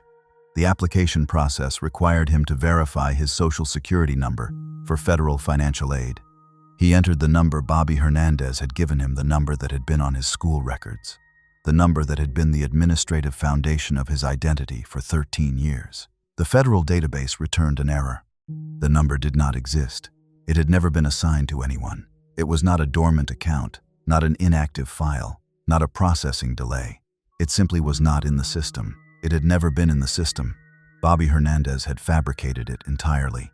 Julian brought the discrepancy to school staff. Staff members, recognizing that a social security number returning a non-existence error was not a routine administrative problem, contacted law enforcement. An investigation began. It was not initially a missing persons investigation. It looked, from the outside, like a documentation irregularity, a family using false records for school enrollment, which is a crime but a relatively bounded one. Investigators began checking the information Bobby had provided against available databases. The name matched nothing. The documentation matched nothing. But the physical description of the child Julian's age, approximate birth year, and physical characteristics matched an entry in the NCMEC database, an entry from Alabama, from 2002, filed by a woman named Marie Garza who had never closed the case. DNA testing was performed. The results were not ambiguous. Julian Hernandez, the honors student from the Cleveland suburbs who had come to the school office because his financial aid form had an error, was the same child as the 5-year-old boy reported missing in Birmingham, Alabama, 13 years earlier.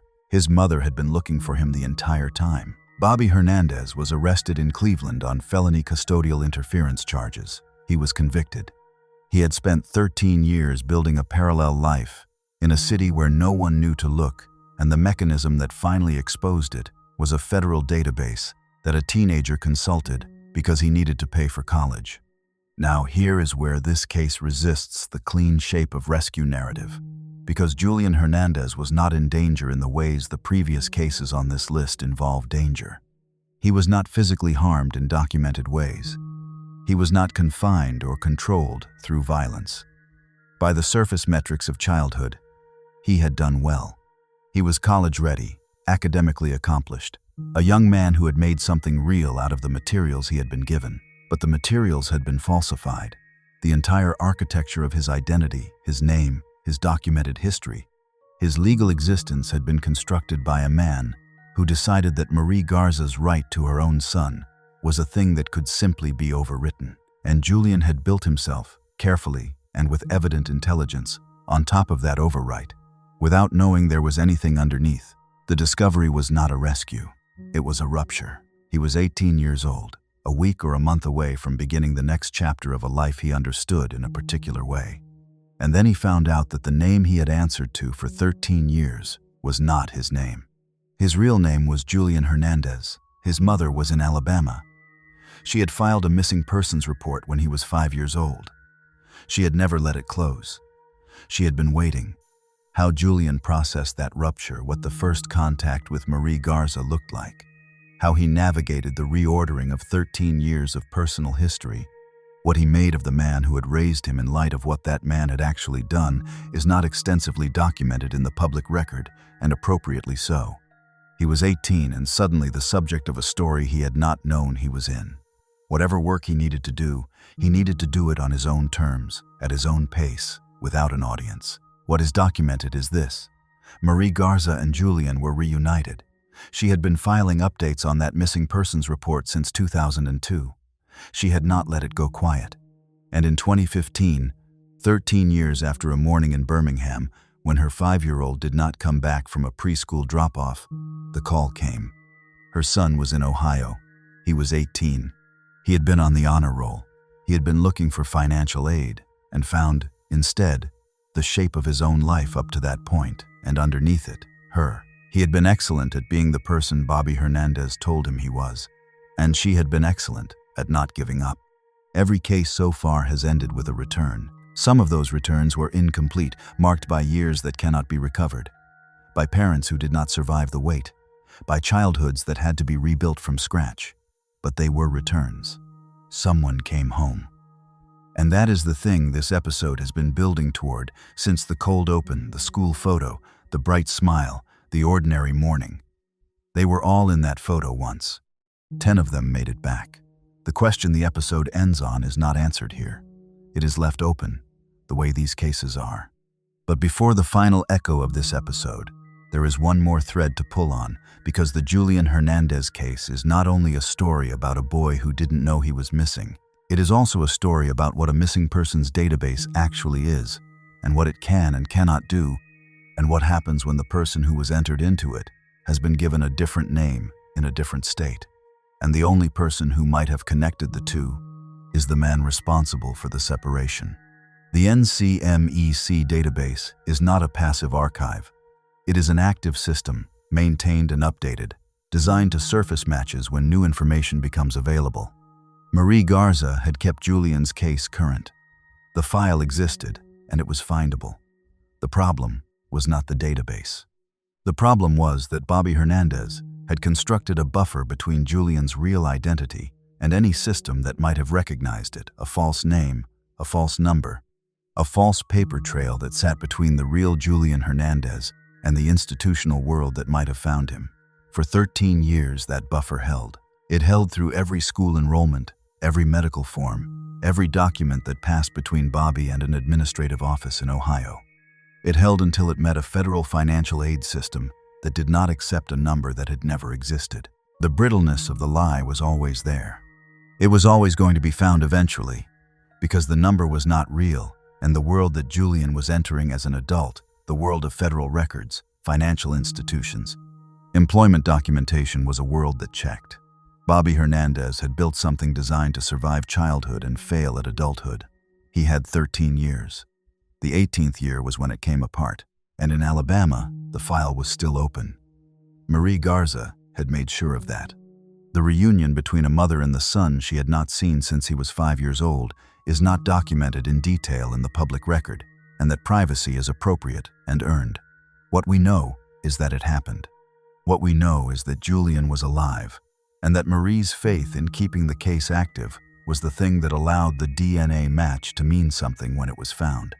You cannot match a child against a record that has been closed or discarded. She kept it open. That mattered. In the end, that was everything. 10 children, 10 cases, 10 returns. But returns are not resolutions. They are the beginning of something harder and slower and less photographable than the rescue itself. The moment the door opens, the moment the officers walk in, the moment the DNA results come back, that is the end of the disappearance.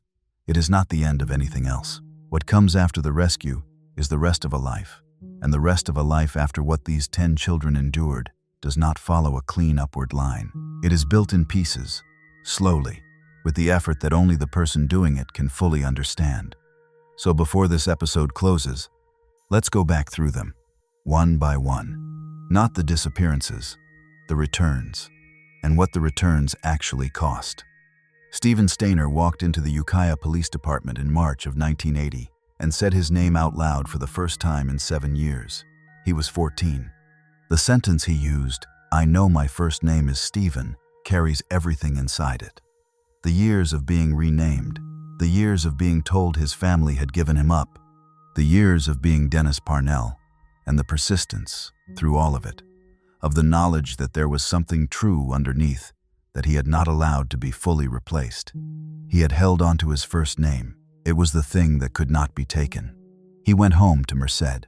He was a teenager in a house where the other members of the family had been living for 7 years without him, had grown and changed, and built a version of their lives that did not include him. He had to become a Stayner again from scratch. By accounts from people who knew him in those years, he did it with a kind of quiet determination. He married, had children, was, by all accounts, a devoted father and a good man. He died at 24 years old when a car struck him on his motorcycle in Merced. He was not yet old enough to have had the full arc of a life. His children were small. He had not gotten what he was owed. Kenneth Parnell served 5 years for 7 years of kidnapping. He was released, reoffended, and died in a California prison in 2008. Steven died in 1989. Timmy White, the 5-year-old Steven rescued, the reason Steven finally acted, died in 2010 at the age of 35. 2 lives saved by Steven's courage. Neither of those lives ran to its full length. Jan Broberg survived being taken twice by the same man, with a 10-day sentence standing between the first abduction and the second. She has spoken about it publicly for decades, with a clarity that does not spare the uncomfortable details, the complicity of systems that should have protected her, the manipulation that extended beyond her to her parents, the way predation of this kind is engineered to prevent recognition by the people it targets. She has turned what happened to her into something that actively changes how people understand child safety. Robert Berchtold died in 2005 before answering in full for what he did. Jan Broberg is alive. She made sure his story did not disappear into silence. Carlina White found her way back through a photograph of an infant that looked like her own baby daughter, on a missing children's website. In 2011, she had been the first case in National Center for Missing and Exploited Children history, where the victim herself led the recovery. She was 23. Her biological mother, Joy, had been 16 when Carlina was taken. The reunion they built, from scratch, between strangers who shared a face and a story, and 23 missing years, that is its own difficult, particular work. Carlina is alive. Ann Petway served less than 10 years. Joy White waited 23 years for a daughter who came back as an adult woman with a daughter of her own. Natascha Kampusch ran from a garden in Strasshof on August 23, 2006, and became, within hours, one of the most recognized faces in Europe. She was 18. She had been in that basement and that house since she was 10. Wolfgang Pricklapil died on the night she escaped, before anyone could put him in a room and ask him to account for 3,096 days. Kampusch has given that accounting herself, in her memoir, in her interviews, in the television work she has done in the years since, not as a victim recounting a past event, but as a person who lived through something and has thought carefully about what it meant. The complexity of what she has said about her captor, the refusal to reduce 8 years to a single clean narrative, has been met, at times, with public confusion or criticism that says more about the audience than about her. She is alive. She is 38 years old. She was 10 when she was taken. Elizabeth Smart confirmed her own identity to officers in Sandy, Utah, on March 12, 2003, 9 months after Brian David Mitchell cut through a window screen in Federal Heights and held a knife to a 14-year-old who was days from graduating middle school. She was 15 when she was found. She was 5 miles from home.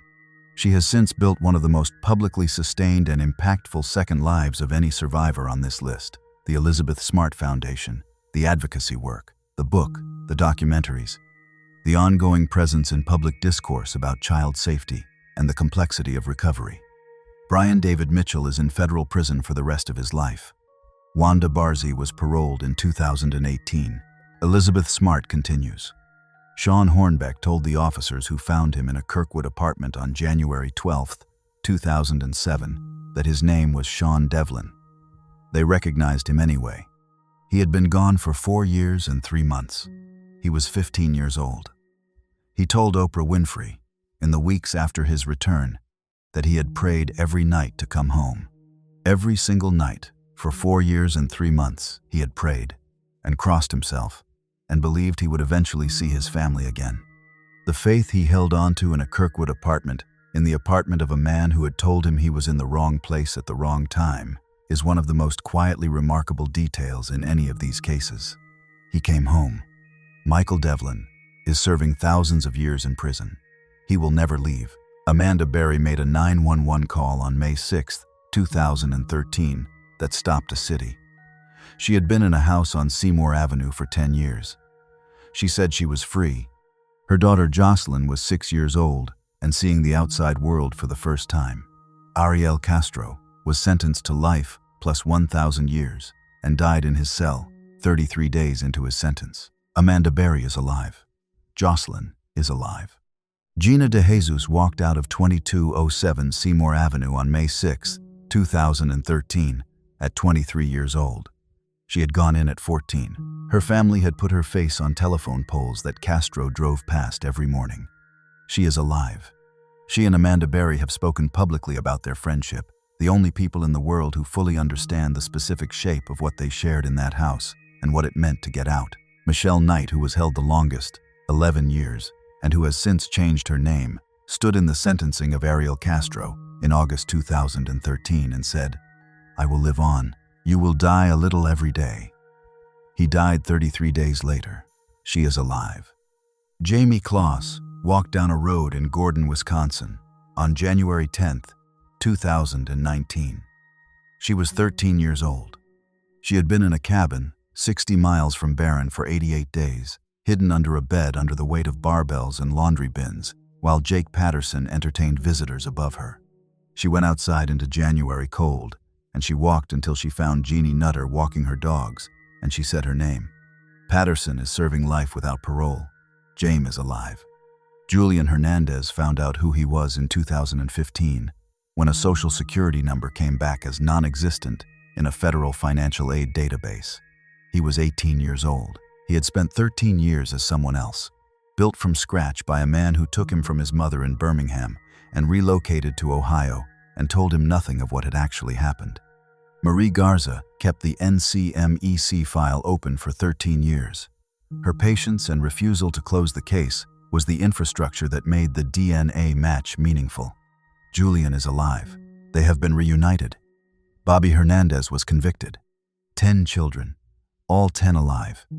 None of the returns without cost. Now back to the beginning, back to the map, back to the school photo, bright background, ordinary morning, a kid who had no idea what was coming.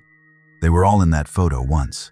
Steven in Merced, Jan in Pocatello, Carlina in Harlem, 19 days old, Natascha in Vienna, Elizabeth in Salt Lake City, Shawn in Richwoods, Amanda in Cleveland, Gina in Cleveland, Jayme in Barron, Julian in Birmingham. Before the morning that changed everything, 10 of them made it back. The question this episode does not answer, the question it cannot answer and does not try to, is how many didn't? How many cases are still open? How many files have not been updated in years because nobody is keeping them current? How many children are alive somewhere under a different name, in a different city, in a house that looks completely normal from the outside? There is no statistic that helps here. There is no number that puts it to rest. There is only the image, the school photo, the bright smile, the ordinary morning, and the door to the classroom left open. The routes back were all different. 2 hours by California highway, 20 kilometers through suburban Vienna, 45 miles on a train to Connecticut, 5 miles down a street in Sandy, Utah, 60 miles in a trunk in Wisconsin winter, 700 miles and 13 years in a federal database that finally said no. Short distances and long years. The same destination, eventually, for all 10 of them. They made it back. That is the thing this episode is about. Not the taking, but the return. Not the disappearance, but the survival. Difficult, incomplete, costly, real. They are alive. If you're still here at the end of this one, thank you for watching. Subscribe if you want more. New cases every week. We go deep on every one. The map stays open. The door stays open. The school photo is still there on the wall, bright background. Ordinary morning. A kid who had no idea what was coming. 10 of them made it back. There is something specific that happens when you lay these 10 cases out together, not one at a time, where each disappearance is its own particular horror, with its own particular geography and perpetrator and timeline, but all of them at once, flat on the same surface. What you see is not randomness. You see patterns. You see the same failures appearing across different cities, different decades, different countries, dressed in different details but structurally identical. You see them again and again, and the repetition is the thing that is hardest to sit with, because repetition means the pattern was available to be learned from long before the most recent case on this list occurred. And in some measurable sense, the lessons available from 1972 were not fully absorbed by 2018. The investigative tunnel. A suspect is identified early. Resources concentrate.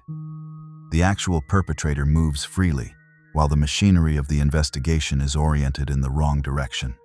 Richard Ritchie dies in custody, while Brian David Mitchell camps in the Utah foothills, with Elizabeth chained nearby.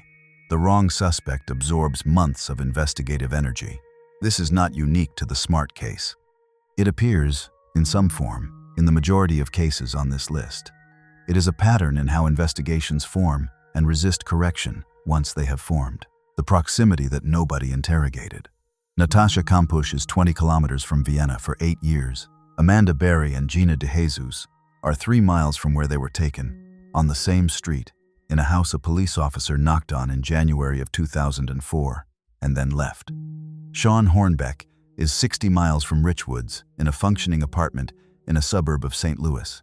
Carlina White is 45 miles from Harlem, in the same region, raised under a false name by a woman who committed crimes openly across multiple jurisdictions for 2 decades without anyone connecting her to an infant stolen from a hospital in 1987. The distance between the missing person and the person searching for them is, in case after case, astonishingly small. The gap is not geography. The gap is information, and the absence of a mechanism that could close it. The framing set at intake that determined everything afterward. Michelle Knight's case was treated with reduced urgency because she was an adult and her family initially assumed she had left voluntarily.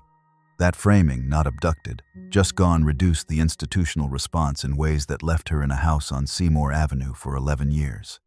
Once a case is categorized as low risk or voluntary departure, it requires a specific and deliberate reversal of institutional momentum to recategorize it. That reversal almost never happens without new information. And new information, in cases where the perpetrator is skilled at concealment, almost never arrives on its own. The sentence that did not fit the crime. Kenneth Parnell held Steven Stayner for 7 years and served 5. Robert Berchtold kidnapped Jan Broberg, twice the same child, the same man, twice, and served 10 days for the first abduction. Ann Petway held Carlina White's identity hostage for 23 years and served less than 10 years of a 12-year sentence. Wolfgang Pricklapil died before being sentenced for anything.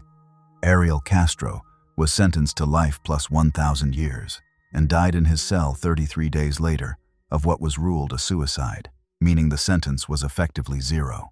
The cases in which the perpetrator faced a consequence proportional to the duration and severity of what they did are exceptions. The witness who was not taken seriously fast enough, Mary Catherine Smart, was 9 years old and had been in the room when her sister was taken. She identified the kidnapper's voice within 4 months. The composite sketch was withheld from public release for another 4 months after that. The family pushed repeatedly for the sketch to be made public. They were resisted. The delay has never been satisfactorily explained. Mitchell Hultz was a teenager at a bus stop in Beaufort, Missouri, who memorized a partial license plate as a white truck sped away and reported it within minutes. That information led to the discovery of both Ben Ownby and Shawn Hornbeck within 4 days. One witness was acted on with speed, the other was not. The difference in outcome was measured in months and years. These observations are not designed to assign blame to individual investigators. The people working these cases were, in most instances, working with the tools and frameworks available to them in the years and jurisdictions where the cases unfolded. What the patterns reveal is systemic, the way cases are categorized at intake, the way investigative momentum forms and resists correction, the way proximity is underestimated, the way sentences fail to match the crimes. These are patterns in the architecture, not failures of individual effort alone, but the architecture is what produces the next case. It is worth naming the architecture precisely because naming it is the first condition of changing it. Here is another pattern, less often centered but present in almost every case on this list. The perpetrator had a prior history that was documented somewhere before the abduction occurred. Kenneth Parnell had served time for child rape and impersonation of a police officer in the 1950s.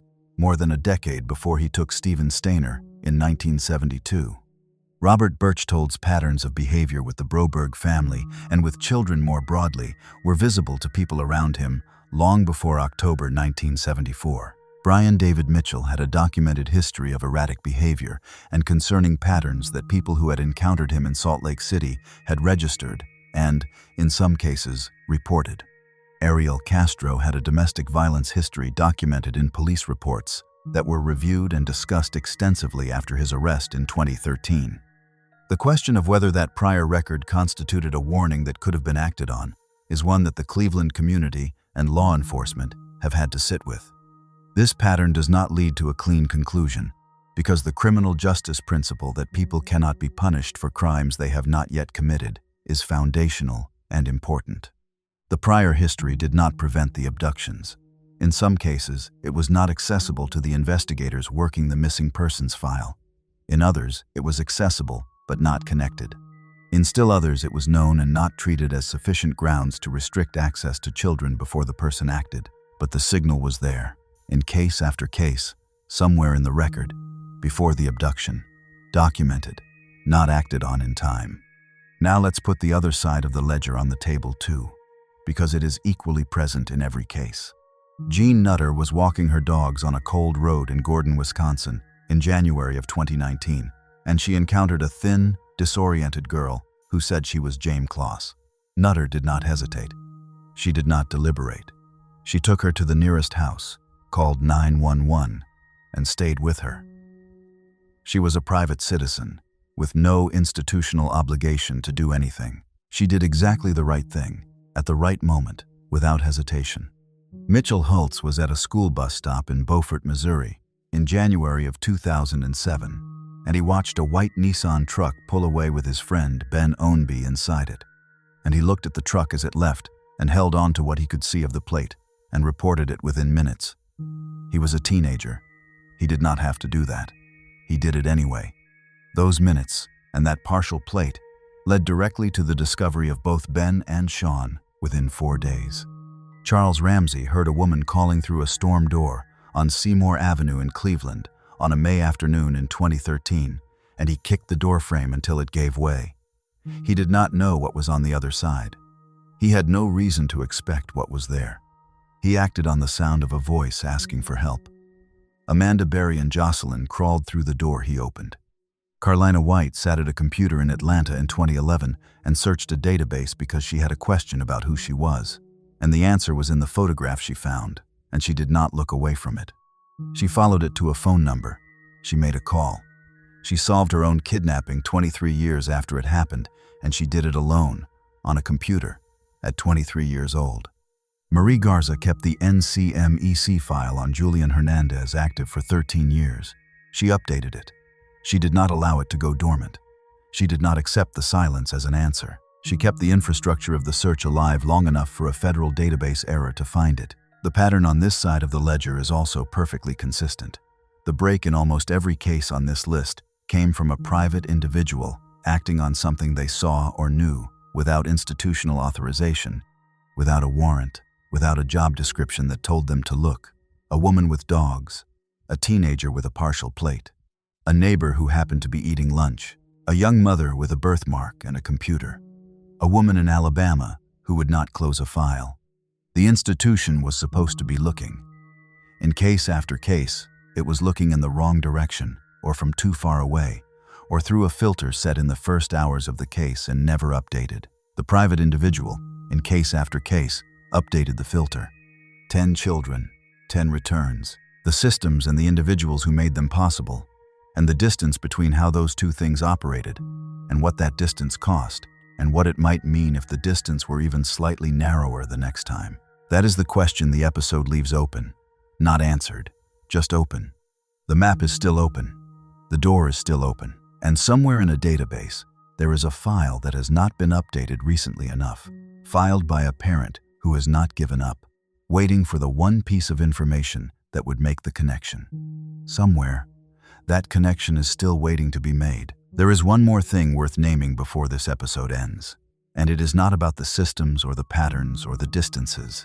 It is about the children themselves. Every child on this list survived something designed to erase them, not just to take them to replace them. Steven became Dennis. Carlina became Nettie. Elizabeth became Augustine. Shawn became Sean Devlin. Julian became whoever Bobby Hernandez told him he was. The perpetrator's project, in case after case, was identity replacement, the construction of a false self over the real one. It didn't hold. In any of them. Steven held onto his first name for 7 years and walked into a police station and said it out loud. Elizabeth confirmed her own name to officers on a sandy Utah street 9 months after being told she was someone else. Shawn prayed every night under his false name and knew he was actually someone else entirely. Julian found out his real name at 18 and moved toward it rather than away. The identity survived, every time. Buried under years of captivity and deliberate replacement, the real person was still there. That is not an accident. That is what people are made of. Look at a school photo. Any school photo. Bright background. Awkward smile. A kid dressed in whatever their parents picked out that morning, a collar straightened at the last second, a piece of hair pressed flat by a palm right before the shutter clicked. A face that has no idea it is about to become the image that gets passed around at vigils, printed on flyers, shown on the evening news, aged forward by software that tries to calculate what the cheekbones would look like at 15, at 20, at 30, what the child would look like if the child could be found. That photo, that face, that ordinary morning. This episode started there and it ends there, because the school photo is the thing that connects all 10 of them, not the cases, not the disappearances, not the investigations and their failures, but the moment before any of it happened, the moment when they were just children, in ordinary places, about to begin an ordinary day. Steven on his way home from school in Merced 3 weeks before Christmas, walking a route he had walked dozens of times. Jan in Pocatello, the youngest daughter, trusting a man her family had been trusting for months. Carlina, 19 days old, not yet old enough for a school photo, but there is a hospital photo, and it went into the missing persons file, and it was the photo that Carlina found on a website 23 years later, and it was the photo that matched her daughter's face, and that matching was the moment everything changed. There is always a photo.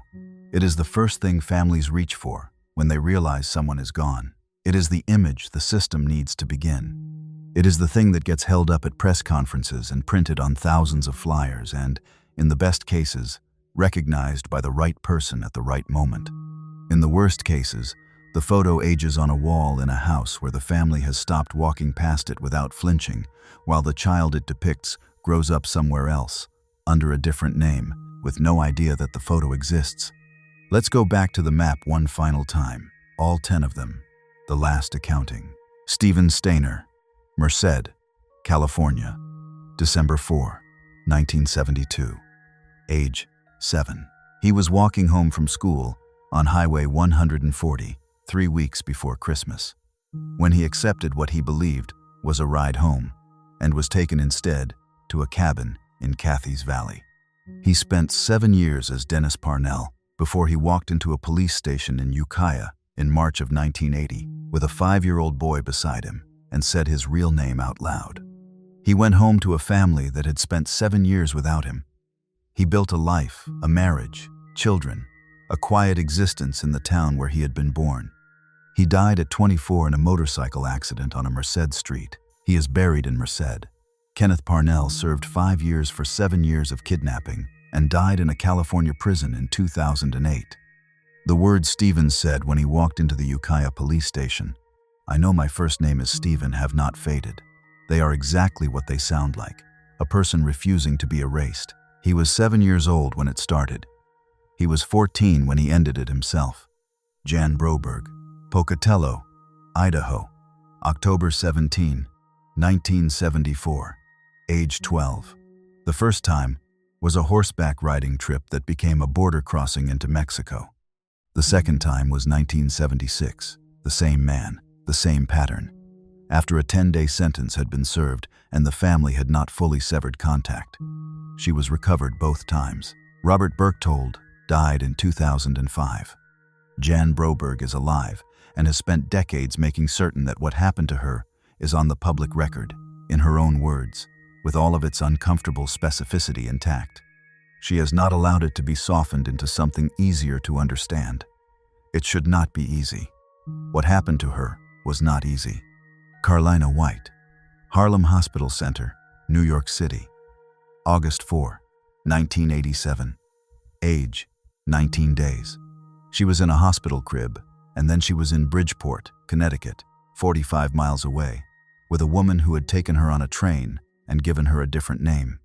She grew up asking questions that never got straight answers. She found her own answers at 23, on a website, through a photograph and a birthmark. She made the call. She solved her own case. She is the first victim in NCMEC history to lead her own reunification. Her mother waited 23 years. Joy White was 16 when her baby was taken. She was 39 when her baby came home as a grown woman with a daughter of her own. Natascha Kampusch, Vienna, Austria, March 2, 1998, age 10. She was 20 kilometers from her home for 3,096 days, 8 years and 175 days, in a room the size of a walk-in closet, then in a house, then in a garden with a vacuum cleaner running and a captor whose attention was on a phone call. She ran. She reached a neighbor. She is alive. She was 10 when she was taken. She is 38 now. The man who took her, who had been interviewed and cleared by police in the first weeks of her captivity, died on the night she escaped. He was never held to account in any courtroom for a single day of the 3,096. Elizabeth Smart, Salt Lake City, Utah, June 5, 2002, age 14. She was taken from her bedroom in the middle of the night by a man who had worked at her family's home for one day the previous autumn. She was held at a camp above her own neighborhood, taken by Greyhound bus to San Diego, brought back to Utah, and found 9 months later, walking 5 miles from her home with a veil over her face. The composite sketch of her kidnapper, based on her 9-year-old sister's identification, was withheld from the public for 4 months after it was produced. She is alive. She is 38 years old. She has built an advocacy organization and a public voice that has reached millions of people. Brian David Mitchell is in federal prison for the rest of his life. Shawn Hornbeck, Richwoods, Missouri, October 6, 2002, age 11. A lime green bike on rural highway. H, a white pickup truck. A witness who saw the bike in the grass. 4 years and 3 months in an apartment 60 miles away, psychologically captive in a neighborhood where his own age-progressed face was never posted. He came home because a teenager at a bus stop in Beaufort remembered a partial license plate. He prayed every night. Michael Devlin will never leave prison. Shawn is alive. Amanda Berry. Cleveland, Ohio. April 21, 2003. Age 16. One day before her 17th birthday. She left a Burger King on Lorraine Avenue at the end of her shift and accepted a ride from a school bus driver who told her his daughter was at his house. She spent 10 years at 2207 Seymour Avenue. She came home through a storm door she broke with the help of a neighbor who heard her voice through the gap. Her daughter, Jocelyn, born in captivity, was 6 years old and seeing the outside world for the first time. Amanda Berry is alive. Jocelyn is alive.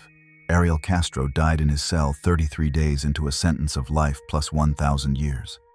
Gina DeJesus, Cleveland, Ohio. April 2, 2004. Age 14. She stopped at a payphone on Lorraine Avenue to ask her father if she could sleep at a friend's house. Her father said no. She never arrived home. She spent 9 years in the same house as Amanda Berry, 2 miles from where her family had put her face on telephone poles. She was 23 years old when officers entered 2207 Seymour Avenue on May 6, 2013. She had gone in at 14. She is alive. She and Amanda Berry remain close, the specific bond of people who shared something that no one else can fully understand. Jayme Closs. Barron, Wisconsin. October 15, 2018. Age 13. She was taken from her home on the night her parents were killed, put in the trunk of a car that drove past 3 responding police vehicles with stolen plates, and held for 88 days in a cabin 60 miles away. Jake Patterson had seen her getting off a school bus months before and decided she was the one he would take. He had made 2 prior reconnaissance trips to the house before the night he followed through. Jayme freed herself on January 10, 2019, when he told her he would be gone for 5 hours. She walked down an icy road in January cold until she found Jeannie Nutter walking her dogs. She said her name. She is alive. Patterson is serving life without parole. Julian Hernandez. Birmingham, Alabama, 2002. Age approximately 5.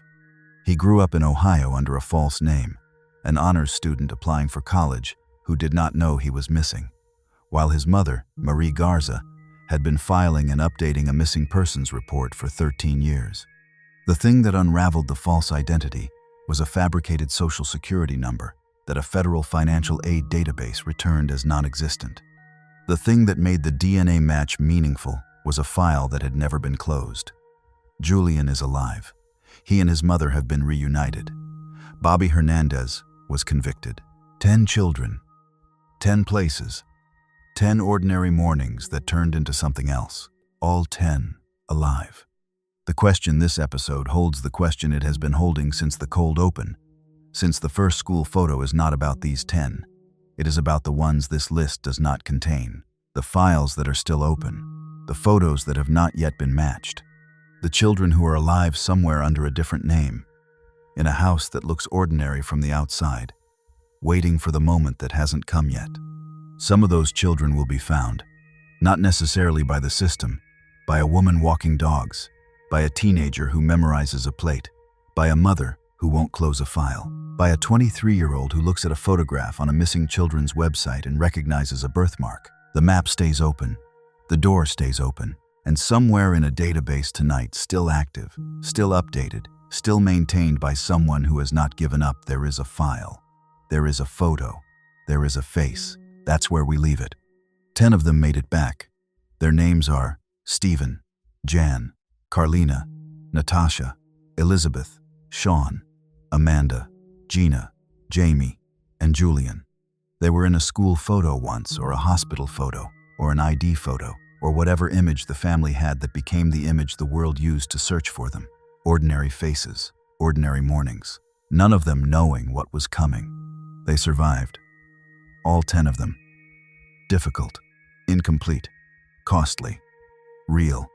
They held on to who they were, some of them through years of deliberate identity replacement, through captivity designed to erase the original person and install someone else in their place. It didn't work. The original person was still there. It is still there. That is what people are made of. That is the thing this episode ends on. Not the door closing, the door open, the map on the table, the name that survived.